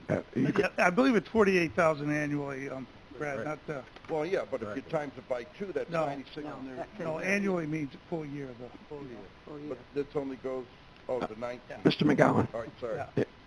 Please speak through the chair. Mr. Beatty is correct in his Thank you. I'm also going to ask that be pulled, the intern position, from this resolution. We amend the resolution. I'm not comfortable in growing government. This is an additional position to the organizational chart. We've never had an intern position, and that is an additional position to the organizational chart. We have plenty of attorneys around here. We have more specialized attorneys handling more stuff for this county than I can shake a stick at. So with all due respect, this is a not needed $46,000, and here we are talking about trying to cut the Department of Aging and the senior $75,000, and they're the growing biggest piece of our county, and we have no problem trying to give them the jab, but here we are at we want to add $48,000 for an intern, someone who's not even out of college yet, doesn't even have the bar, they don't even have their legal license yet. I mean, if I'm running this county, that doesn't even come up. That's not even an issue. Amendment. Yeah. So I'd like to amend it, that we take that position off the resolution. We have a proposal to amend the resolution by deleting the position. That's correct. Do we have a second to that proposal? Yes, I second the amendment. Ms. Bramer, discussion, Mr. Sokol? Thank you, Mr. Chairman. My suggestion would have been to, seeing that we don't need this position, and she's not coming in until August anyway, why don't we just bring it back to committee? I kind of agree with Supervisor Bramer in the fact that we do have Cedars representatives, and it was on the docket for discussion last month. Let's just bring it back to committee and vet it, and then it could be on for next month. That's the path I would have gone, but we do now have on the floor an actual amendment to be voted upon. If we can close this, just so you know that if you vote in the affirmative on the motion, unless it's withdrawn, what will happen is the motion is to delete the position. I assume the funding as well. Is that part of the motion? Yes. Oh, so it would be to delete the position and the funding going forward. If you vote the affirmative, that's what it does. If you vote the negative, it fails, and other options can be considered. Ms. Bramer. Thanks. Even if we do what Supervisor Sokol is suggesting, wouldn't we need to amend the resolution to get that out for today? Right, but you don't delete it. I'm sorry. Oh, well, I'm not suggesting. You guys are suggesting... voting to delete it. And seconded. We would be looking... Resolution, I'm sorry.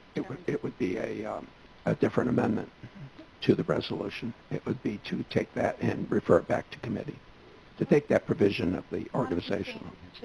Why don't we suggest to Supervisor Beatty that he change his motion, and I would second that. So change to the motion. You're open... Speak through the chair, please, Becky. You're open, I'd be open to amending the amendment so that it could be discussed at a later date if that's what you're saying. All right, what I would ask, Doug, just, are you prepared to withdraw your motion, and I'll come right back to you? Yes. I'll Ms. withdraw. Bramer, are you prepared to withdraw your second to that motion? Thank you.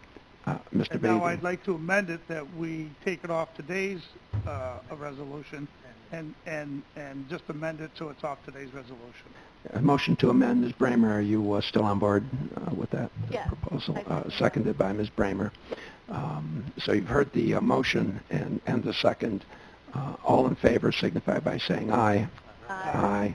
Opposed? Carried. Thank you. I'm almost afraid to ask. Discussion on it. Thank you for putting up with my voice, by the way. Getting better. Well, my constituents consider it divine intervention. Anyway, discussion on other resolutions. Ms. Bramer. Okay, with regard to 128, I'm not sure, maybe Supervisor Simpson could just give me a quick, do we have a responsible proposer, or are we, is this open? I don't know what's happening here. Yeah, perhaps, Supervisor Simpson, you could discuss the process quickly. I see Mr. Hajos is here. I'm going to let Mr. Hajos handle this. Without objection, Kevin, if you could come to the microphone. We have received one proposal for the luxury camping at the Warren County Fairgrounds. We didn't put it on the agenda because we didn't have the proposals yet before committee. We are reviewing the proposal right now to see if he is a responsible proposer, and we were actually going to bring it back to committee on Tuesday. So, We're going to pass it today, though, and it's... And Mary can probably jump in on this. We're passing just to award to the lowest responsive bidder, nothing more. It was a proposal. I think there may be some negotiating with this proposer, and that's what we're bringing back to committee on Tuesday. We do this sometimes if there's time constraints, and in this one, there's time constraints, so we rely on the department heads to read the proposal and choose the most responsible bidder. So there could be, to go through the process and wait another 30 days, wait another 30 days, the season will be in full swing. I think that's why we did it this way. Is that correct? And then you have only one proposal? We only have one proposer, and the reason we did that is because there's an APA permit required as them to use the fairgrounds, and we were trying to get the APA permit process going. Mr. Driscoll. Mr. Chairman, is there a difference between the most responsive proposal and the lowest cost proposal? You're asking me, there are different provisions within the bidding law in terms of lowest responsible bidder, and then but there are other provisions within bidding law that apply to things like piggybacking and also best value. So the different ways of bidding things is so if we only received one bid, we would have to accept it? No. Okay. No. No. It's not responsible to our RFP. No. Okay. And in this case, it wouldn't. I mean, if he writes something that is totally doesn't match up with what we're looking for. I just want clarification on that. Right. And in this case, it wouldn't be the lowest bid. We were out on the street looking for the highest bid, I suspect. Yeah. And this actually wasn't a bid. It was a proposal. Strictly a proposal, and that's it. All right. Discussion on other resolutions. Mr. Beatty. Just one final comment on Resolution 146. I'd like to see us in the future actually do it in the correct order. Before we offer a position to somebody which has to be approved by this board, we actually approve it by the board first before we start negotiating salary and so forth and so on. To me, that is absolutely backwards, because heaven forbid if this board turned down this particular individual, Mr. Moore, he's already given notice to his employer, and it creates quite the dilemma, an embarrassment for this board. So I'd like to see us in the future actually do this in the correct order, and when a position of director needs approval from the board, we do that first before we actually offer and negotiate a salary. Seems like common sense to me, but sometimes it's not so common. Any other discussion on resolutions, Ms. Bramer? On 146, I do have concerns about some of the pressure that was brought to bear on the supervisors about this particular appointment. I do think that Mr. Moore has strong credentials, and I am basing my vote on the merits of his background and his out-of-area experience. I'm optimistic that he's going to bring that out-of-area experience and be really objective at how he looks at Warren County, and that he is going to hopefully raise the level of professionalism here. I want to thank Acting County Administrator Garrity for all of your hard work over the last however long it's been, and I do look forward to a full-time person being here to support our department heads and the work of our staff. They work very hard, and I think it's important that we have a full-time person here to make sure that nothing is slipping through the cracks and that they have everything, all the resources available to them. Thank you. Very good. Discussion on any other resolutions? Vote on resolutions.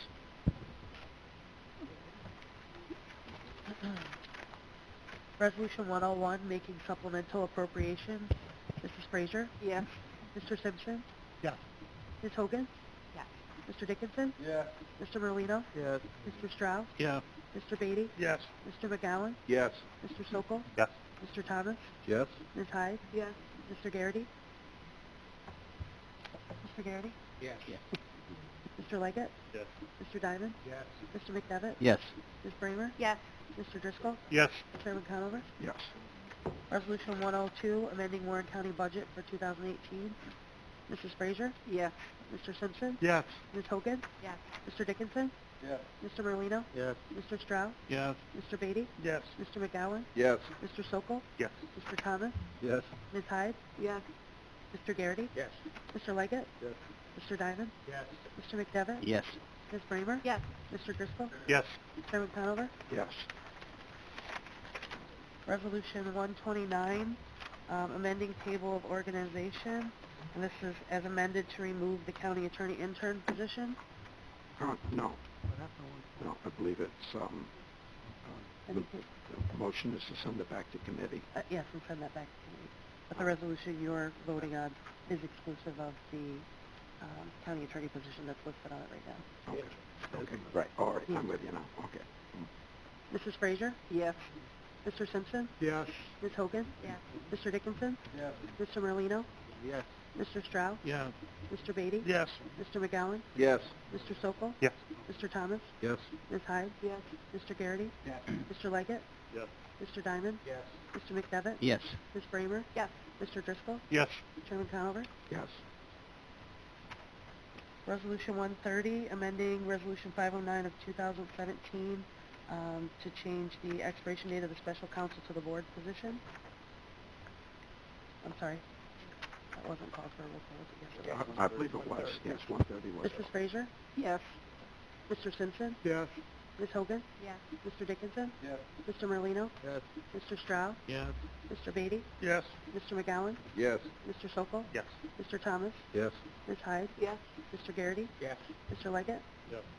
Mr. Diamond? Yes. Mr. McDevitt? Yes. Ms. Bramer? No. Mr. Driscoll? Yes. Chairman Conover? Yes.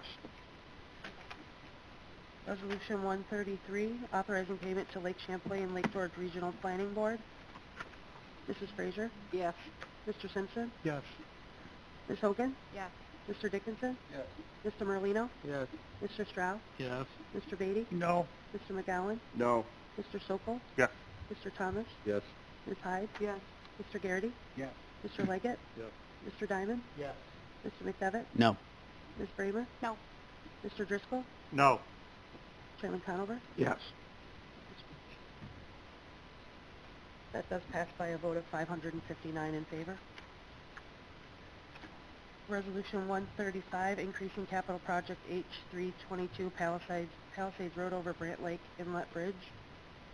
Mrs. Frazier? Yes. Mr. Simpson? Yes. Ms. Hogan? Yes. Mr. Dickinson? Yes. Mr. Merlino? Yes. Mr. Strauss? Yes. Mr. Beatty? Yes. Mr. McGowan? Yes. Mr. Sokol? Yes. Mr. Thomas? Yes. Ms. Hyde? Yes. Mr. Garrity? Yes. Mr. Leggett? Yes. Mr. Diamond? Yes. Mr. McDevitt? Yes. Ms. Bramer? Yes. Mr. Driscoll? Yes. Chairman Conover? Yes. Resolution 136, authorizing appropriation of funds from the vehicle reserve to various departmental budgets. Mrs. Frazier? Yes. Mr. Simpson? Yes. Ms. Hogan? Yes. Mr. Dickinson? Yes. Mr. Merlino? Yes. Mr. Strauss? Yes. Mr. Beatty? Yes. Mr. McGowan? Yes. Mr. Sokol? Yes. Mr. Thomas? Yes. Ms. Hyde? Yes. Mr. Garrity? Yes. Mr. Leggett? Yes. Mr. Diamond? Yes. Mr. McDevitt? Yes. Ms. Bramer? Yes. Mr. Driscoll? Yes. Chairman Conover? Yes. Resolution 137, authorizing appropriation of funds from the county road surplus to county road project. Mrs. Frazier? Yes. Mr. Simpson? Yes. Ms. Hogan? Yes. Mr. Dickinson? Yes. Mr. Merlino? Yes. Mr. Strauss? Yes. Mr. Beatty? Yes. Mr. McGowan? Yes. Mr. Sokol? Yes. Mr. Thomas? Yes. Ms. Hyde? Yes. Mr. Garrity? Yes. Mr. Leggett? Yes. Mr. Diamond? Yes. Mr. McDevitt? Yes. Ms. Bramer? Yes. Mr. Driscoll? Yes. Chairman Conover? Yes. Resolution 140, establishing capital project H380, promoting First Wilderness. Mrs. Frazier? Yes. Mr. Simpson? Yes. Ms. Hogan? Yes. Mr. Dickinson? Yes. Mr. Merlino? Yes. Mr. Strauss? Yes. Mr. Beatty? Yes. Mr. McGowan? Yes. Mr. Sokol? Yes. Mr. Thomas? Yes. Ms. Hyde? Yes. Mr. Garrity? Yes. Mr. Leggett? Yes. Mr. Diamond? Yes. Mr. McDevitt? Yes. Ms. Bramer? Yes. Mr. Driscoll? Yes. Chairman Conover? Yes. Resolution 141, decreasing capital project H340, First Wilderness 2012. Mrs. Frazier? Yes. Mr. Simpson? Yes. Ms. Hogan? Yes. Mr. Dickinson? Yes. Mr. Merlino? Yes. Mr. Strauss? Yes. Mr. Beatty? Yes. Mr. McGowan? Yes. Mr. Sokol? Yes. Mr. Thomas? Yes. Ms. Hyde? Yes. Mr. Garrity? Yes. Mr. Leggett? Yes. Mr. Diamond? Yes. Mr. McDevitt? Yes. Ms. Bramer? Yes. Mr. Driscoll? Yes. Chairman Conover? Yes. Resolution 144, enacting local law number 2 of 2018 regarding the imposition of additional mortgage reverting tax in Warren County. Mrs. Frazier? Yes. Mr. Simpson? Yes. Ms. Hogan? Yes. Mr. Dickinson? Yes. Mr. Merlino? Yes. Mr. Strauss? Yes. Mr. Beatty? Yes. Mr. McGowan? No, excuse me. No. Mr. McGowan? Yes. My own writing. Mr. Sokol? Yes. Mr. Thomas? Yes. Ms. Hyde? Yes. Mr. Garrity? Yes. Mr. Leggett? Yes. Mr. Diamond? Yes. Mr. McDevitt? Yes. Ms. Bramer? Yes. Mr. Driscoll? Yes. Chairman Conover? Yes. That's three votes. Resolution 145.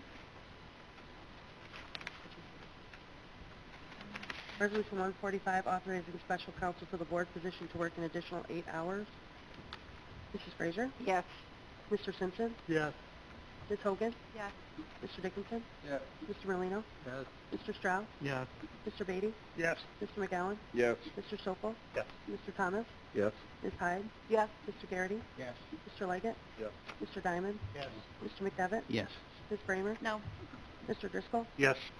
Chairman Conover? Yes. Resolution 146, appointing Ryan Moore as County Administrator. Mrs. Frazier? Yes. Mr. Simpson? Yes. Ms. Hogan? Yes. Mr. Dickinson? Yes. Mr. Merlino? Yes. Mr. Strauss? Yes. Mr. Beatty? Yes. Mr. McGowan? Yes. Mr. Sokol? Yes. Mr. Thomas? Yes. Ms. Hyde? Yes. Mr. Garrity? Yes. Mr. Leggett? Mr. Diamond? Yes. Mr. McDevitt? Yes. Ms. Bramer? Yes. Mr. Driscoll? Yes. Chairman Conover? Yes. Resolution 147, appointing Christian Hanchett as Commissioner of Warren County Department of Social Services. Mrs. Frazier? Yes. Mr. Simpson? Yes. Ms. Hogan? Yes. Mr. Dickinson? Yes. Mr. Merlino? Yes. Mr. Strauss? Yes. Mr. Beatty? Yes, I thought we were going to add the pending state, the state passing this individual. That's a requirement. I think it does That's a say that. requirement That is of a law. requirement. That's a requirement of law. I believe it's That's in a the resolution. requirement of the law. All you'd be doing is reciting the state law. We can turn to the resolution. Just a moment. Yeah. What the resolution says. If you read the resolution, I think it's in there. Would you read it to me, Craig? Yeah. It does say at the end, subject Okay, to thank you. background checks Subject and to. confirmation by the New York State Office of Temporary and Disability Assistance. Thank you. Perfect. Supervisor McGowan? Yes. Mr. Sokol? Yes. Mr. Thomas? Yes. Ms. Hyde? Yes. Mr. Garrity? Yes. Mr. Leggett? Yes. Mr. Diamond? Yes. Mr. McDevitt? No. Ms. Bramer?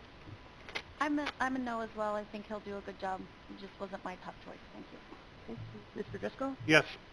Chairman Conover? Yes. Resolution 148, appointing Janelle Jones as Director of Public Health Patient Services. Mrs. Frazier? Yes. Mr. Simpson? Yes. Ms. Hogan? Yes. Mr. Dickinson? Yes. Mr. Merlino? Yes. Mr. Strauss? Yes. Mr. Beatty? Yes. Mr. McGowan? Yes. Mr. Sokol? Absolutely. Mr. Thomas? Yes. Ms. Hyde? Yes. Mr. Garrity? Yes. Mr. Leggett? Yes. Mr. Diamond? Yes. Mr. McDevitt? Yes. Ms. Bramer? Yes. Mr. Driscoll? I'll second Mr. Sokol's, absolutely. Chairman Conover? Yes. Resolution 149, amending Resolution 10 of 2017, appointing member to Lake Champlain, Lake George Regional Planning Board. Mrs. Frazier? Yes. Mr. Simpson? I'm abstaining. Ms. Hogan? Yes. Mr. Dickinson? Yes. Mr. Merlino? Yes. Mr. Strauss? Yes. Mr. Beatty? Yes. Mr. McGowan? Yes. Mr. Sokol? Yes. Mr. Thomas? Yes. Ms. Hyde? Yes. Mr. Garrity? Gotta think on this one. Yes. Mr. Leggett? Yes. Mr. Diamond? Yes. Mr. McDevitt? Yes. Ms. Bramer? Yes. Mr. Driscoll? Yes. Chairman Conover? Yes. That's it. Reflective of the rest. All right. A motion on the balance of the resolutions. Wait a minute. 150 has been not before, there wasn't a roll call. All righty. I have a motion on the collective. Ms. Bramer? But just quickly, are we, oh, yeah, I'll make that motion. Can I ask, do we have a confidentiality agreement regarding 150? Yes? Okay. You still want to make that motion on the I will. collective? On the Okay. balance. On the balance. Very good. Mrs. Dickinson on the second. All those in favor of approving signify by saying aye. Aye. Opposed? Carried. I just have a quick question regarding confidentiality agreements. And at some point, maybe someone can think about this, but I think we're kind of getting the answer right now. But confidentiality agreements, when it comes to lawsuits and they involve public money, at some point, maybe we could get an opinion, a couple of sentences as it relates to the public's right to know what is in the terms and conditions of that settlement. Clearly understand when it's private dollars, but this, I'm sure we can get that out. We could answer it now if you choose to answer now. All right, fine. The confidentiality agreement just states that you as public officials cannot comment on it. It's still subject to FOIL, so when we receive FOIL requests, they will get turned over. Before this vote, though, there are no documents that exist to a FOIL agreement because the board hasn't signed them and the chairman hasn't signed them. So if we were to receive a FOIL request after this meeting, we would turn it over. okay, good. Thank you. I think you clarified that. So, Mary, can you explain the law for the public officials if they breach the confidentiality agreements when we're in committee? Isn't there we're subject to misdemeanor or something? I can touch on that generally. I don't have the law right in front of me, but subject to the general municipal law, if a board member discloses something that they learned in their official capacity as a board member during executive session or some knowledge you come into because you are a board member, that is actually a misdemeanor under the general municipal law. Ready?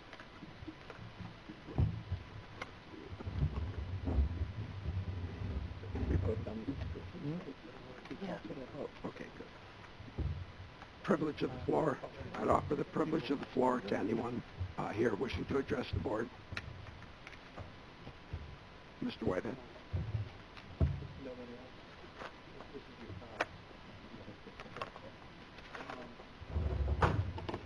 I'd be happy to do this a little later, but so what I'd like to say is that Mr. Dickinson is absolutely right. The Lake Champlain, Lake George Regional Planning Board has been around here for a very long time. It's brought lots of money to the area, provided benefits to his town and other towns. But you can also say the same about the Lake George Watershed Coalition. And we know that, and while we know nothing about any possible problems with the Regional Planning Board, we do now know that there were issues with the Watershed Coalition. And, I'm just trying to find out what's going on there as well. But there is a big difference, and one of the big differences is this body did not have responsibilities directly over the Lake George Watershed Coalition. However, you do over the Regional Planning Board, and that's a huge difference. So when you continue to talk about, well, I'm just worried, it's only $7,000, that kind of thing, you're missing the big point, and hopefully that'll become clear to you at some point in time. But this also brings up the question of the voting and whether or not that was really even permitted. I noted that on the board right now, Ms. Fraser, Mr. Dickinson, and Mr. Strau are on the board. They all voted in the affirmative for this. Is that a question? Is that a problem? As far as I know, that's an ethics question, and there is an ethics board here, and that should be brought up to the ethics. I think basically the part that it speaks to is that you're not allowed to vote on anything that directly affects you financially. And when you're a town supervisor and you're seeing this money come into your town, I believe that that would say that you have a direct interest. Certainly, we've seen people here abstain for less. We've seen Mr. Strau and others abstain from votes regarding SUNY Adirondack because he's on the board there.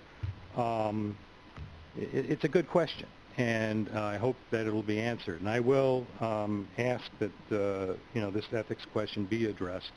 I do not know whether it'll even be taken up, however, because while I have asked for ethics questions to be addressed in the past some years ago, there is an opinion that was put in by Mr. Reichenbach a few years ago after entertaining a request from June Maxim, who evidently they didn't particularly appreciate. And his opinion was that only another board member can question the ethics of a board member. I mean, to me, that seems, and it was only an opinion. I mean, opinion and $1.50 is still not going to get you a coffee at most coffee houses around here. But that is something that needs to be addressed. I am asking now that the Ethics Committee address that, and if it's not proper for me to ask that, I want to be told that perhaps somebody else would take that up, somebody that is a supervisor. But it's a good question, and I don't know the answer to that. I don't claim to be a lawyer.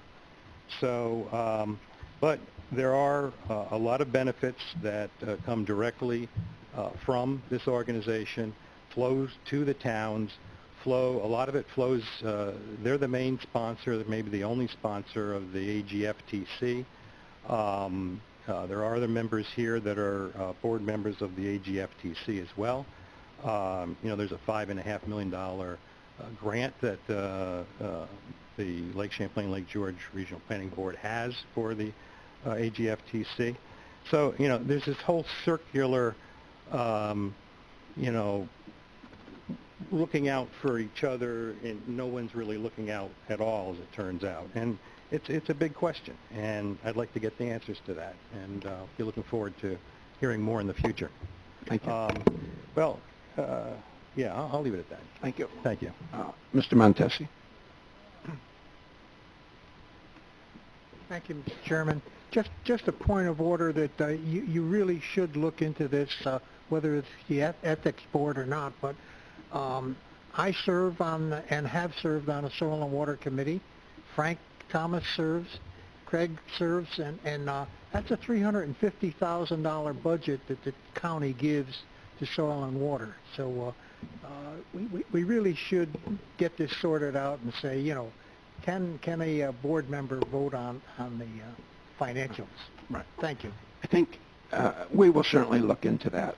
But I think that, just as an aside, I think it's going to turn on the fact that they're not there, that they're representing this board. They're our appointment to that board to represent this board. They're not there like you privately join some organization, and then that business comes before this board. They're there as our assigned, our appointed representatives. You find this also at the municipal level as well. I'm just putting that out there as I think that we're going to find that that's what the issue turns on. And if not, we'll find out something else.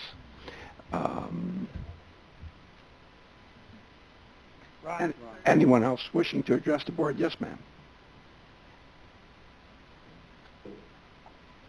I'm Virginia Winters from the Cedars, and I know that our little program is nothing compared to what you're talking about here, but we people at Cedars are not going to let go of this.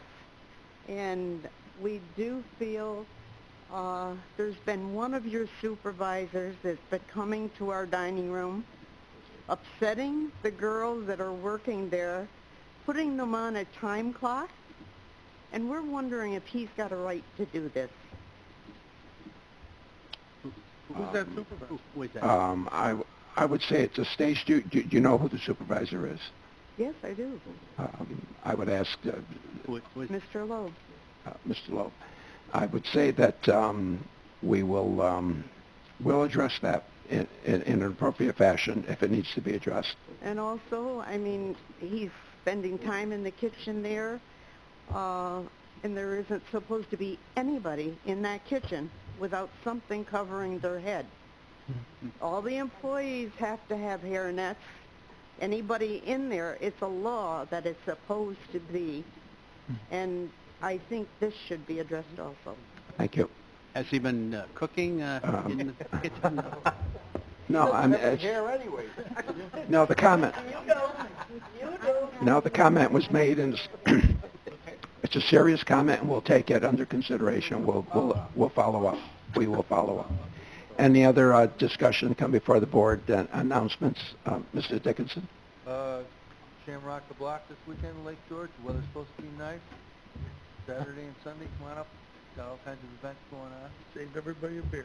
Any other announcements? Yes, I'm not thank you. I'm not being from the community, but Lake George is playing this afternoon at 3 o'clock. I think the Cambridge women are playing, or did play at 10 o'clock this morning, so good competitive basketball.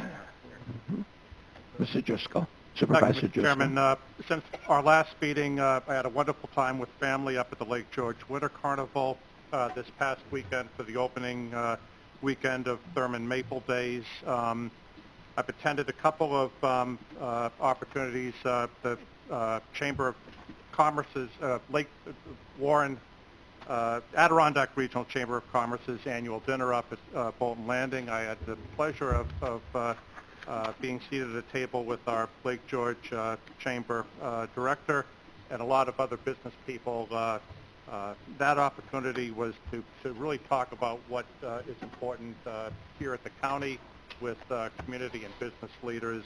I also attended the Open Doors annual dinner this past week and found out that's an issue very important to me. And then this past Wednesday, I went to the 30th annual Job Discovery Job Fair here at the college, and I spoke to a representative from Angiodynamics, certainly a large employer in the area. There was in Wednesday's newspaper, there was an article about the increase in unemployment with manufacturing positions. He didn't understand that. They had a job fair the following day. They're looking to put a lot of people on. Possibly during the quarter that they took that survey, they may have been a little bit short-staffed. But I think the message is that we are finding jobs out there for people. Chris Hunsinger's people are doing good work, and I look forward to many more people working here in Warren County. Good. Any other announcements, Mr. Garrity? Yes, I would suggest, I'm surprised none of the Glens Falls supervisors brought this up, but next weekend is the Federation tournament in Glens Falls. It's very important that the community show its support for that tournament. That's not the New York State Public High Schools. That's being played this weekend in Binghamton. But I do know that the committee the basketball committee will make a bid for the New York State Public High Schools to try to get it back. In the meantime, if you can make one of the sessions on the 23rd and 24th, it's both boys and girls, and I think they play on 26th Sunday too. It's important. It's important to the area. It's important to the city that we get those basketball tournaments back, and we continue to show our support for the city of Glens Falls. That's it. Supervisor Simpson. Mr. Chairman, I really don't have an announcement, but I want to tag on to the opportunity to, while Mr. Beatty is supportive of Adirondack issues, there's another piece of legislation that's very important that we all need to be aware of and understand it. Empire Forest for the Future initiative. It's a proposal to revise the 480A exemptions which are given to landowners that have a certain number of acreage.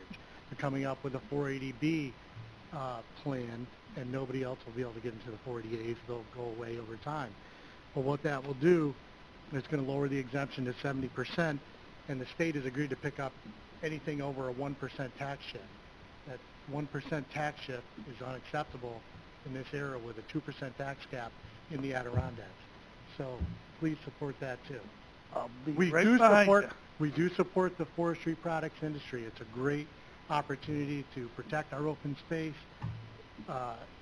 proper forestry management practices, and protect our carbon filters.